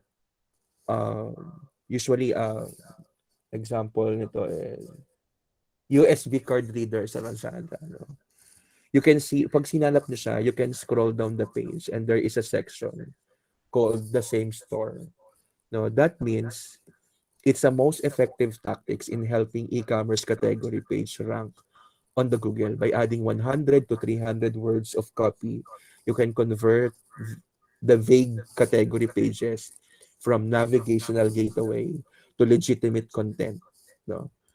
Plus the perception of the search engine. So which means, um, dun sa SB card reader, parang if you're totally satisfied with your first purchase and there is a future purchase, there is thing added value that kapag hinanap mo siya ulit with a different features or a different product, no, it would gonna prompt na, yeah, same reseller siya or same seller siya. So that would add to your decision whether to buy ulit on that reseller. So another also is siguro the last one. They have the strong brand equity. No? Since the early 2010, no, Google has started shifting its algorithm to favor the website that represents reputable brands and entities. This means that you can have the best SEO campaign in the world, but if you've up against a website that is known authority on its vertical, you will struggle. So you have to follow the strict policy kung paano um, mag-i-implement ng search engine. So every paces there are policies, no, ano na siya, na set up na policy na siya. And it would tell them kung meron kang vina-violate among that. Kasi SEO professionals, no, maano yung mga ano nila, mind nila, yung imaginations nila and everything. But to control the spams or the bad intention that will affect the bigger population. So there are restrictions kaagad na binibigay, no? It would totally reject yung mga unacceptable activities of SEO professionals. Lazada is able to dominate a large chunk of the Philippine search market thanks to the large part of its strong brand equity. Since its launch in the country, the e-commerce platform has promoted itself heavily not just on online, but also a legacy media channels and the real world. Using TV spots, no, ito, TV spots, printed ads, radio, and celebrity endorsers, Lazada was able to burn its name into the collective psyche, no, of the Filipino people. This translates into many searches on Google for the name Lazada. So which indicates to the search giant that e-commerce platform is popular and relevant to many people. On the internet, Lazada is also continuously to advertise heavily on Google Ads. No? So Facebook and YouTube, all of which are some of the most visited website for 10 of millions of Filipinos daily. So to give a little more explanation about organic marketing and paid marketing. No? So, yeah, organic versus paid. So organic marketing is best used to develop brand voice, enable authentic interactions with customers, educate them, and convert blog readers. No? It usually also okay to work on driving traffic to land pages, especially on your website or other online assets. You may have also heard another name like inbound marketing. So andun din siya nagpe-play sa organic marketing. People find your business through blogs, search engines, and social media. This all works together as a part of your organic marketing cycle. Here's an example of this action. Now, let's say example, every month you publish a variety of SEO optimized blog posts for your website that are closely aligned to what your customers care about, your products and services, your business day to day, and even the broader industry in which your business operates. So, have you ever napansin niyo po yung kung anong product yung laging everyday na lang meron silang content or meron silang something to offer new sa mga audience nila? Doc Mar, can you share?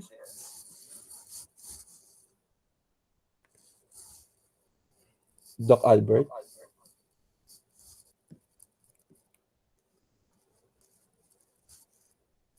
hello?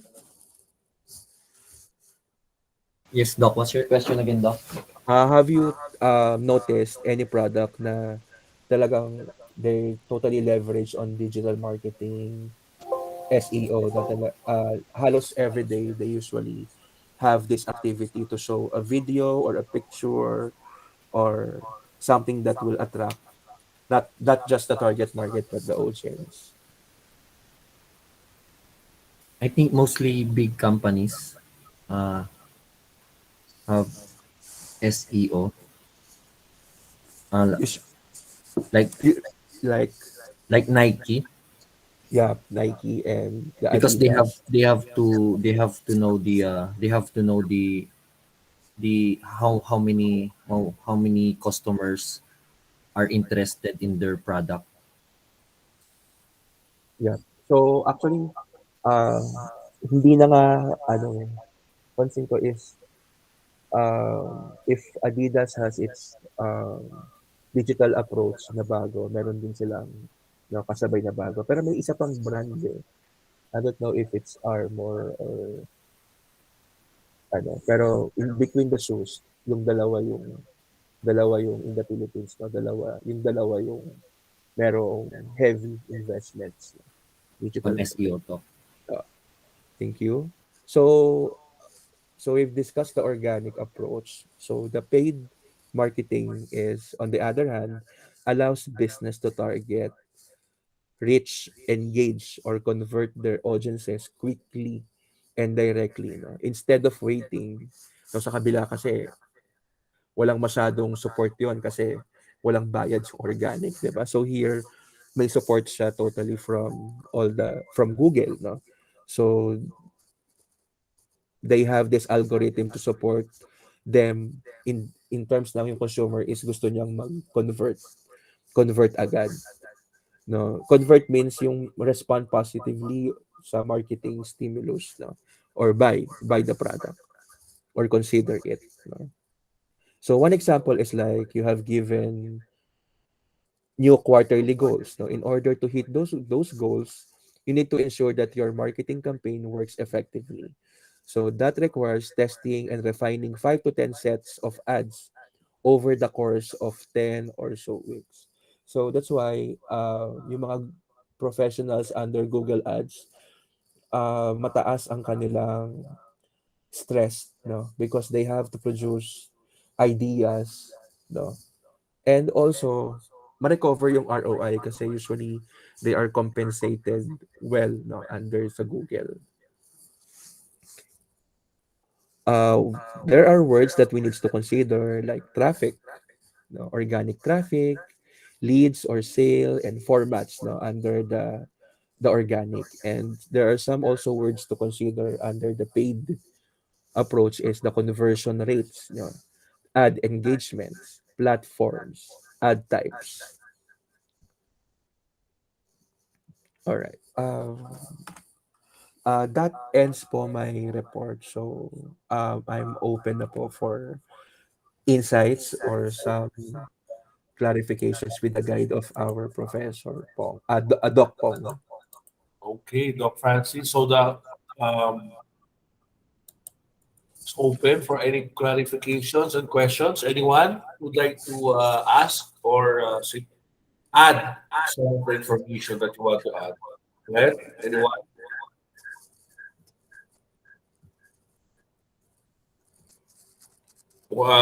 Very clear, Doc Manal, that the one that you presented.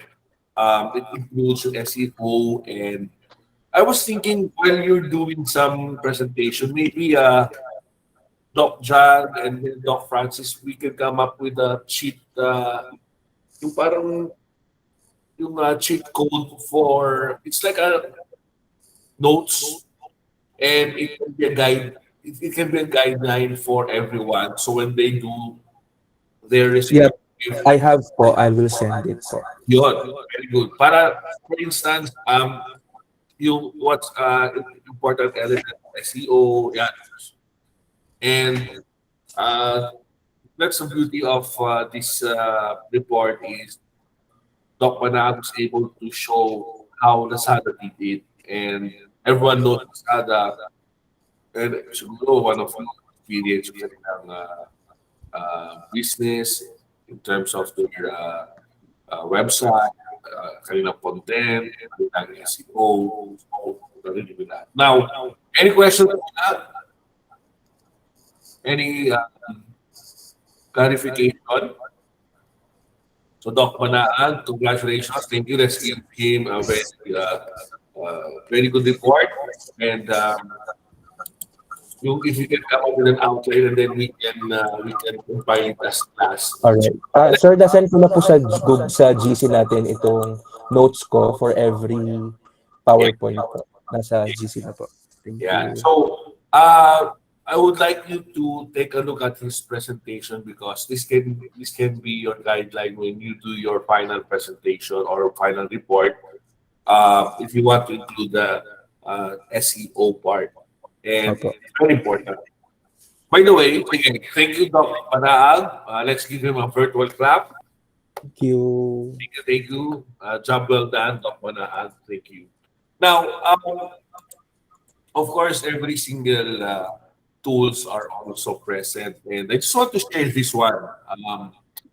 Para naman, I saw this in one of the videos on TikTok. And in fact, let me show if I have that. Kailangan ko sa- So let's start off with the video so you would see where I'm coming from. Okay. SEO tools, SEO. Okay. I don't know if you've seen this video, but if not, let's watch it. Video. Okay, let's put it here.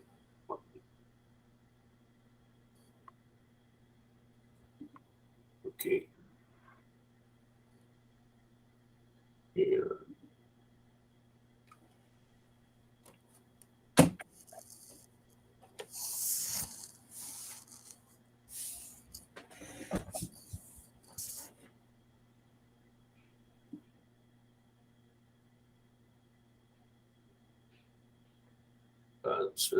I'm scared of them. Okay, so maybe you want to experiment on this one. Okay, so let's just watch the short video. Specialists do not want you to know. Digital marketing tips and tricks part 15. Wala nang paligoy-ligoy mo. Magaling na video lang to sa download ko yan. Called SEO Meta in one click, and it is an extension. I bet you already know how to install extension on your Chrome browser. This is what the icon looks like. You open the website, a website that you want to analyze. So let's try Canva. Click on the icon and you can see a lot of opportunities that can be done in a single website. You can include this in your reporting so you can make suggestions or recommendations on what to fix, and your client will totally know what you are doing. Also, other testing tools that are helpful for website development.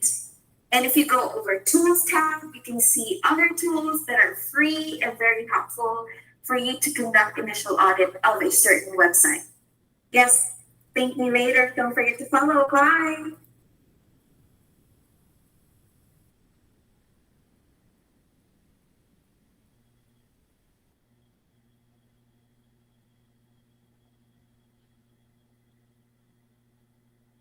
So to those who are interested with regards to this tool, I actually tested this yesterday, And if you use, first and foremost, you have to use Chrome, okay, for this to be applicable. So in this case, I just go to SEO Meta in one click, and you would see if you there's an option if you want to add it in your Chrome. So this is how it looks like. Yeah, yung icon na yan.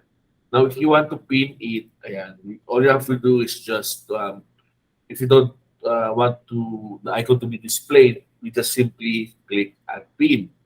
Pero since I'm looking at it as something that I would like to use on a regular basis, I decided to come up with this one. So I try to analyze our yung University of Asia, and we have to click on that. And just one glimpse, ayan. So using this icon, it gives me, ayan. So ayan pala, ngayon ko na nalaman. Description is missing. Keywords are missing. So in one glance, it will give you a good information.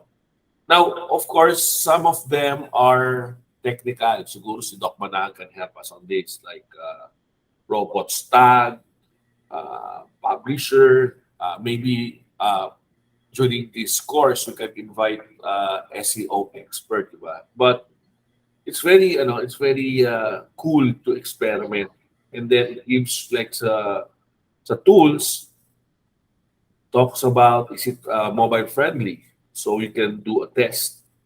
Maybe you can do it in your own company, di ba? And then see to it that get familiar with this SEO kit, and then analyze the performance. Yeah, sometimes again going extra, going out of your comfort zone. So these are things that might be new to us, but it's part of learning. So again, if you want to try this, this is only applicable if you are using Google Chrome. So first and foremost, download the updated version, and then type Meta One. So this I'll try to probably click it here na lang para sigurado. So those who would like to try this one, you can do it during your free time. You can start with your own company to see, di ba? Ito ba, Doc Manaag, is this something medyo a good start for someone who's not really well-versed sa SEO, no? What do you think, Yes, Doc? Doc. Together with the Google Trends po para ma-prepare niya yung ano niya, activities niya. Ayun, tama, sabi ni Doc Manaag, Google Trends. And that's the reason why I'm excited because we have a Filipino friend who works in Google, and I met her sa Boston. And she's available on September pa to July. I don't know, hanggang kailan ba tayo? Anyone? August. Hanggang August pa tayo. Anyway, sabi niya September daw siya available, let's make it happen. Sabi niya. Anyway, if ever that happens, kahit na hindi na tayo magkakasama, let's have this special group, and then let our Yes. let's continue our lesson, and let's find a common time when she's available. Then we can start discussing the SEO meta or trending or whatever. Kasi ito is Google, and nakita natin Google is really the biggest player here, and I don't know to what extent, but she would focus more on marketing. Now, to those of you who would like to go other topics than Google, maybe she'll try her best to answer since nasa 10 years na rin nata siya sa Google. She's based now in Singapore, and then she goes from one country to another. So, yun. So that's my promise. If we didn't have a chance to be part here during our time, outside na lang sa ating lang. So, yeah. Again, thank you, Doc Francis. And then the next reporter, I would like to ask if Doc Manolo is Paul. Are you ready, sir? Yes, sir. Good. So let's give the cloud to No, no, Let, no, no. Let's give him a virtual clap. And then, sir, you have the cloud. Go ahead, sir. yes, sir. Let me just look for my presentation materials. Yes, sir. Yeah. Can you see the materials already? Not yet, sir. Okay. Pasensya na kayo at nangangapa pa sa No worries, sir. there. Perfect, sir. It's Home all yours, sir. slideshow from beginning. Okay. So, my report will be on email marketing campaign, and my apologies at the onset for not sourcing my materials from EBSCO. So, No, no, no, no worries. No worries. okay. Have you ever received an email from your service provider like Globe, Food Panda, or Lalamove encouraging you to make the most out of your reward points, avail of additional discounts, or simply to inform you that they have already deliveries all over Luzon? If you did, you have been targeted as a recipient of an email marketing campaign. If you have ever received an unsolicited letter from a Nigerian prince volunteering to share his money with you, provided that you advance a smaller amount of yours, then you have been a recipient of a spam mail. Email marketing is the act of sending a commercial message to people using email to send advertisements, let request business, solicit sales, or donations. It is a cost effective way of building loyalty, trust, and brand awareness, particularly among the existing and potential customers. Spam email is simply unsolicited and unwanted junk email sent out in bulk to an indiscriminate recipient list. Marketing by traditional mail is nothing new. It's a good example. A good example of this would be the old mail catalogs that we received by mail years before the onset of the internet, or advertisements or inserts that you receive with your or subscriptions.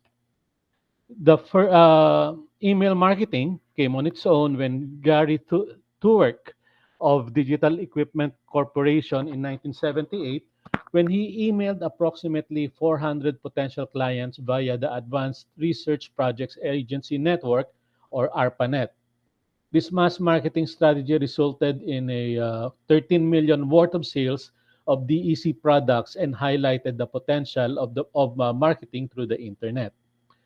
That said, this email marketing tool was developed as an effective means of direct communications.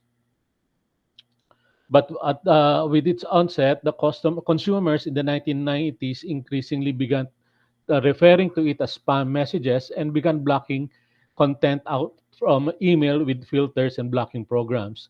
In order to effectively communicate a message through email, marketers had to develop a way of using the content directly to the sending the content directly to the end user without being cut out by automatic files and spam removal software.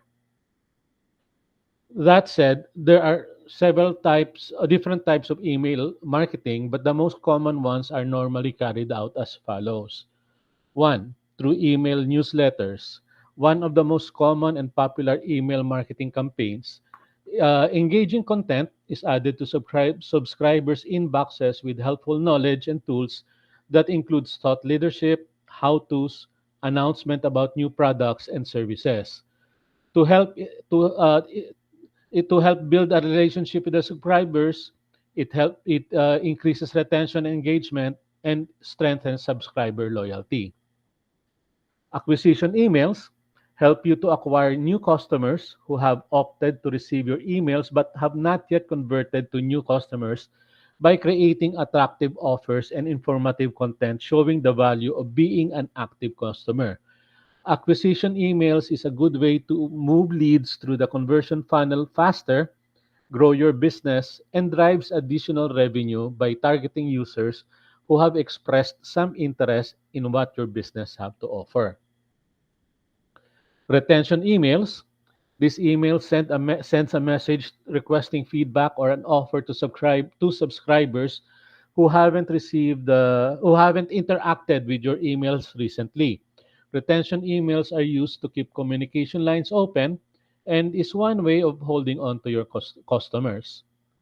And finally, you have promotional emails. This is one way to drive up sales, sign-ups, and new product offerings. Promotional emails include offers that entice and encourage customers to buy a new product or service and are used to reward engaged subscribers with exclusive offers, drive new products or services, and cross-sell products to your customer base. All in all four marketing email campaigns, there is one thing that is in common. There is a call to action that prompts the leader to do something, be it to buy a product or to sell a service. Email marketing is a powerful tool that can be used to acquire, engage, and retain customers. By implementing the appropriate type of email marketing campaign, especially for small businesses, can generate added revenues. Now, this data might be a bit dated, but consider this. In a Euro consultancy survey in 2011, 72% of the respondents say that the return on investment of emails sent was good to excellent. Organic search engine optimization was the only internet marketing component that did better. According to the Direct Marketing Association, email marketing in 2010 was expected to generate some 42 dollars to a dollar spent, outperforming other channels of direct marketing such as printed catalogs or newsletters. In a survey done by Merchant Circle, more than 8,000 US business owners said that email marketing was one of the top three effective marketing campaign strategy. It was cited by 35.8% of the respondents. Social media and search engine marketing scored higher. And Forbes Media conducted an advertising effectiveness survey in March of 2009, revealing emails and e-newsletters as the second most effective tool for customer conversion, second only to search engine optimization.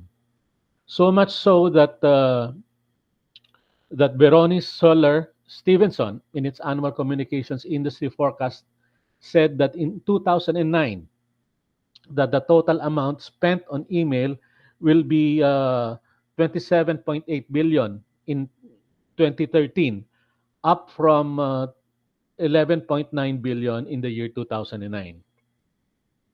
That said, it is not as simple as sending out as one standardized email to thousands of people in your mailing list. It involves planning and designing on your part and involves getting customers to read and subsequently take action.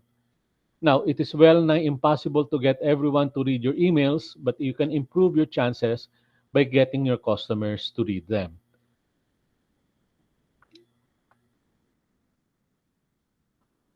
There is one piece of advice when doing email marketing. Never to send spam. Getting customers to react and respond to you involves gaining their trust, and responsible email marketing is permission based. Before sending out an email to a customer, you must first have his permission, else you will be accused of sending out spam mail. Spam is an unsolicited email sent to thousands of people and considered to be an illegal activity in the Spam Act, or the Controlling the Assault of Non-Solicited Pornography and Marketing Act. Should you be accused of spam, either one of three things can happen. Your email account will be closed, your website can be shut down, and your reputation can be damaged. Signed into law in 2003, CAN-SPAM was the first national law in the US that places restrictions and regulations on commercial emails. Some of the provisions include: headers must not be false or misleading.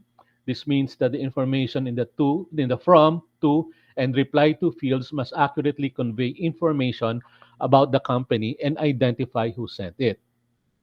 Two, subject lines must not be deceptive. The content of the subject line must accurately convey the content of the message. Number three, the message must be identified as an advertisement. The message must clearly state that the message is an advertisement, although there is plenty of leeway in this provision. Number four, the message must indicate where your business is located. Your location is the address of your main headquarters. This could be your street address, a post office box, or a private mail address registered with the U.S. Postal Service. Number five, you must give recipients information on how to opt out of future emails. Clarity is the key here, and you must include precise instructions on how the customers can opt out of future emails. You can also improve clarity by using different fonts and placing the opt out instructions in certain locations in the email. Opt out request must be honored. Be sure to honor opt-out requests in a timely manner. The provisions indicate the time to process an opt-out request is 10 working days.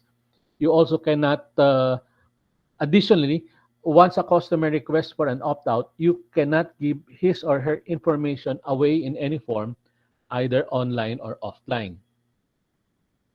You are responsible for all emails sent out. Some businesses may contract their email campaign out to others. This provision states that no matter how emails were sent, you will be legally responsible for infractions incurred along with the contracted company. Permission is the key to building up a quality emailing list. The most important factor in ensuring that you will not be sending out what people may consider to be spam mail. There are instances where you can be considered as sending a spam, notwithstanding your adherence to the program of canned spam. To avoid this, you must do the following. 1. You do not purchase an email list from companies offering you to keep it as a data file. Any company selling you this most probably did not receive permission from the email addresses, and these files most likely have been bought or sold to many different organizations, all sending their emails to the same person. Number two, do not collect email addresses from directories or websites.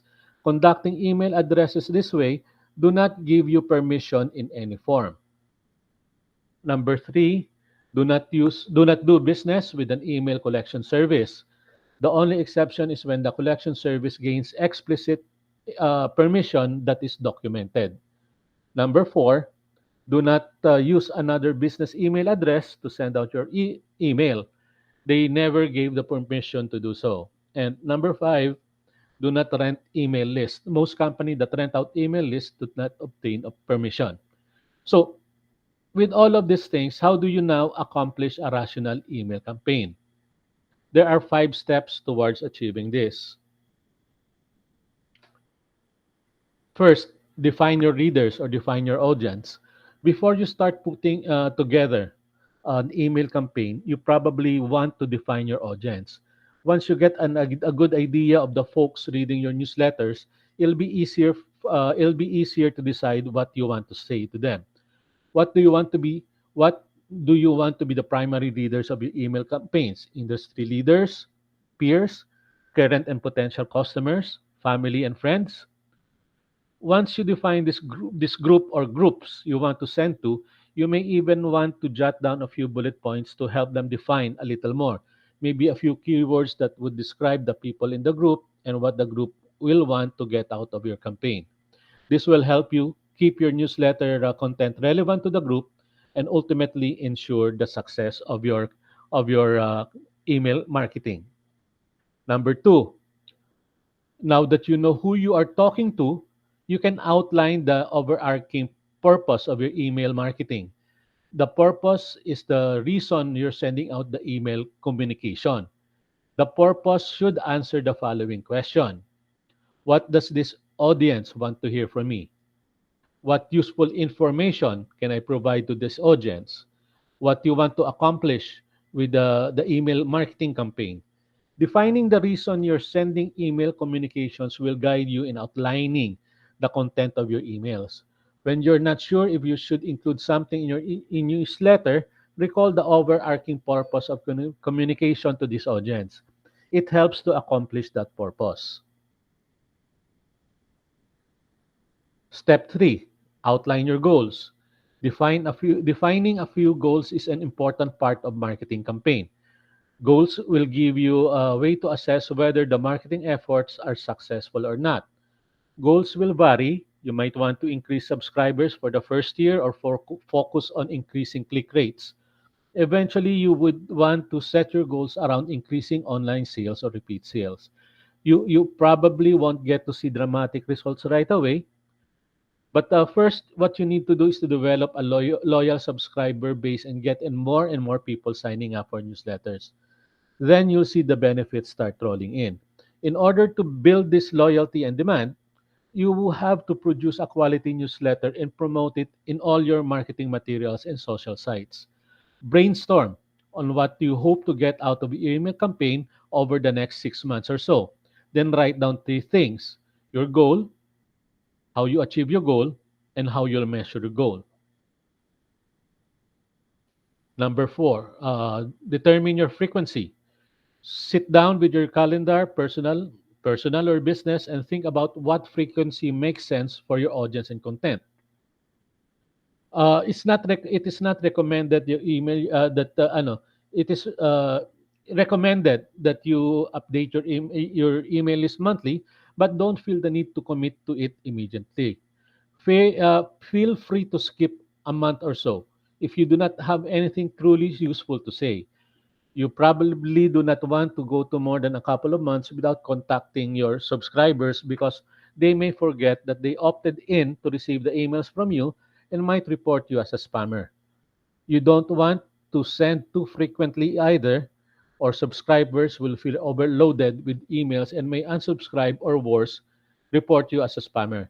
Within those guidelines, your specific product or service and the content of your email campaigns can guide frequency and timing. If you are sending info on sales and discounts, you discount items every Sunday.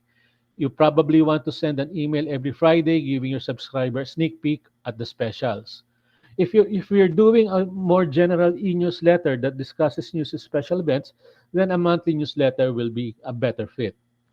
If you are showcasing new products that would come in every 2 weeks, your reader might want to know right away, so you should email them every 2 weeks. Step 5, create a timeline. You already done so much to make your email communication smart and effective. Now, take a minute to write a timeline for creating each email newsletter. Add deadlines to your calendar when each step should have happened in order for you to send your campaign on time. Your timeline and steps will vary depending your industry, type of content, and calendar. But here is an example of the steps that you might include in the timeline. Day one, jot down the topics that you want to include in your newsletter and some ideas for pictures to include. Day two, write down what you want to say about each topic and pull the pictures together you want to use into one folder on your computer.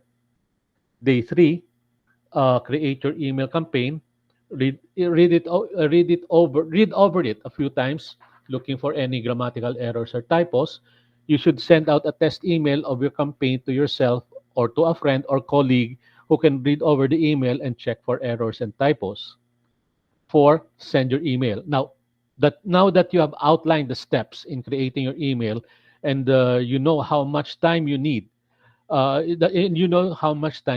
within that information, go back to your calendar and jot down the date you'll be sending your email and the date you'll start working on the campaign.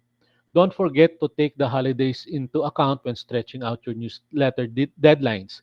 You may want to set out an exclusive offer shortly before a holiday like Valentine's to encourage your readers to purchase a Valentine's gift from your site. Or you may want to avoid sending near a holiday if uh, sending industry news when business are likely to be closed. So there you have it. Your guide to developing a comprehensive email marketing plan for your business. Remember that a well executed email campaign can increase sales, increase loyalty, generate leads, produce additional repeat business, reduce marketing costs. But once an email has been sent, marketers are left with abundance of marketing report. The question that begs asking is what data proves to be useful. To marketers, the data that is most useful would include the following.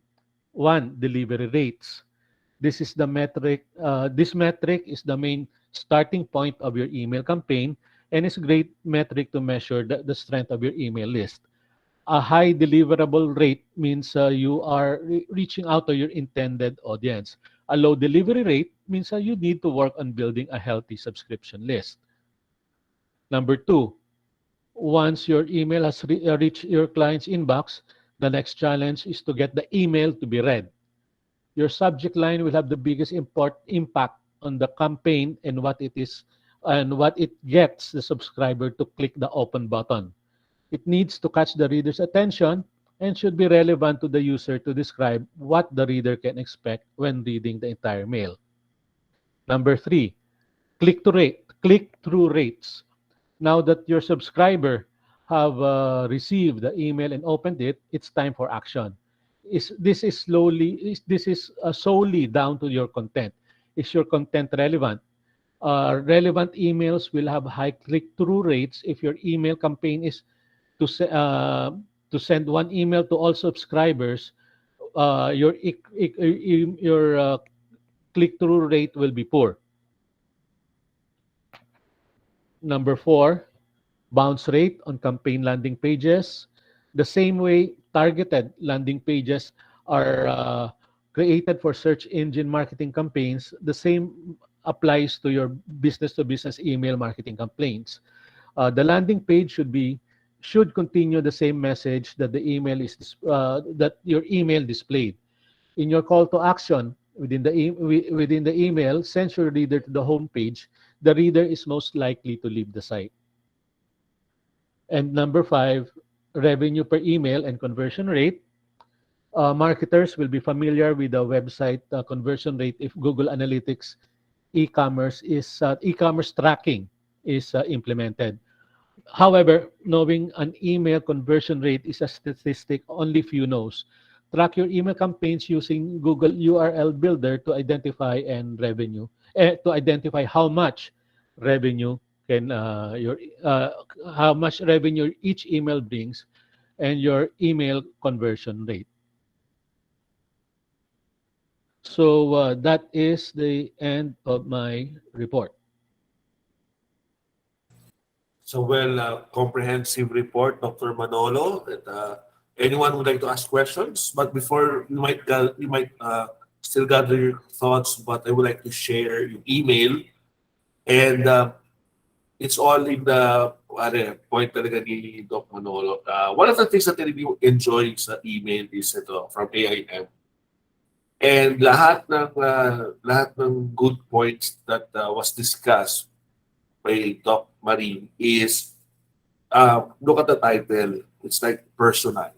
So it really caught my attention. Imagine lahat tayo, we have like more than 50 emails a day. But if you see this, and then when you open, talks about the specific lifelong learning skills that we want to know. So at that time, AIM really knows what is upcoming and what should we be doing. And then sa email, free. And this is really what gets me as a customer. They want you to try. That they're so confident about the product that they would like you to try for free, to experiential. And then, of course, to build credibility, they should also introduce who's the speaker. Siyempre, with a very short, sabi ng doc, yung email kasi Bio. very smart. Oh, short. Yan, lahat ng kailangan malaman mo sa isang speaker. So I think this is a very good exhibit of what Doc Manolas tried to pinpoint. So probably I'll try to share this email and eventually, probably after the course, you want to look at how AIM, and I think the marketers would know the conversion rate dito, Doc, no? They would exactly know who they sent to, and Yes. for the longest time, I never unsubscribed kasi kahit whether it's related or not, I find it very, very interesting. And kayo guys, it might this really gets me. Register for free. And they actually copied the one sa Stanford and Harvard. If you register and if you miss the event, since you already registered to their link, you can watch it again. Parang repeat or parang rerun. So there's nothing, parang you didn't miss anything. And I think that's the value of what this email is all about. Yan. So kita mo talagang may personal name pa, free, lahat nandyan. Very short, concise, specific, kompleto. So yun. Anyone would like to ask or make clarification kay Doc before we close end the session? Anyone? Doc Manolo, I really like your opening. Talagang galing. Perfect cut in the 7 o'clock kasi I know most of you guys are already tired. Now, last 1 minute. This is our game plan for next week. Right? Okay. Assuming that no one, everything will be regular, no unexpected occurrence or no. So on August 6th, reminder, 2 weeks from now, submission of critic paper, disruptive innovation strategy, which you guys attended earlier.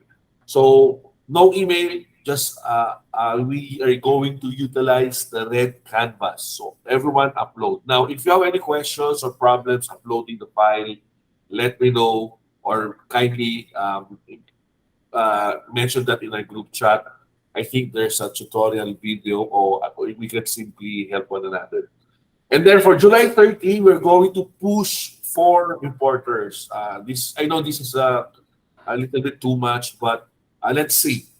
So Dr. Rivera will be reporting on mobile marketing. Dr. Rodriguez will be on web design. Dr. Albert will be discussing digital marketing, budgeting. This is very important because this is where the money comes in. This is where what are we doing is advertising or marketing effective. So dito na. And then Doc Mar will discuss the digital analytics, which will be a complement discussion with Doc Manaan and I think Doc John this earlier.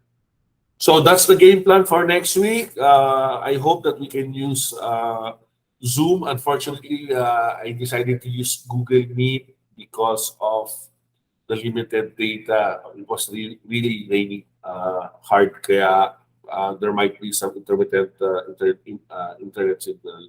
So again, guys, thank you. This recorded class will be uploaded and will be shared. So just in case you want to watch it again, feel free. So that's the beauty of digital. If there's no any question, thank you guys for the information. Thank you for everything, for the fellowship. I'm looking forward next week to another discussion. So kung wala ng question, thank you guys. God bless. Enjoy your dinner. Enjoy your family. Enjoy, especially sa Quezon City, extra day for us for a fast day. So thank you guys. God bless. Be safe. Thank you, Doc. Thank Bye. Thank you, Doctor. All reporters, excellent job. Thank you. Thank you, Doc.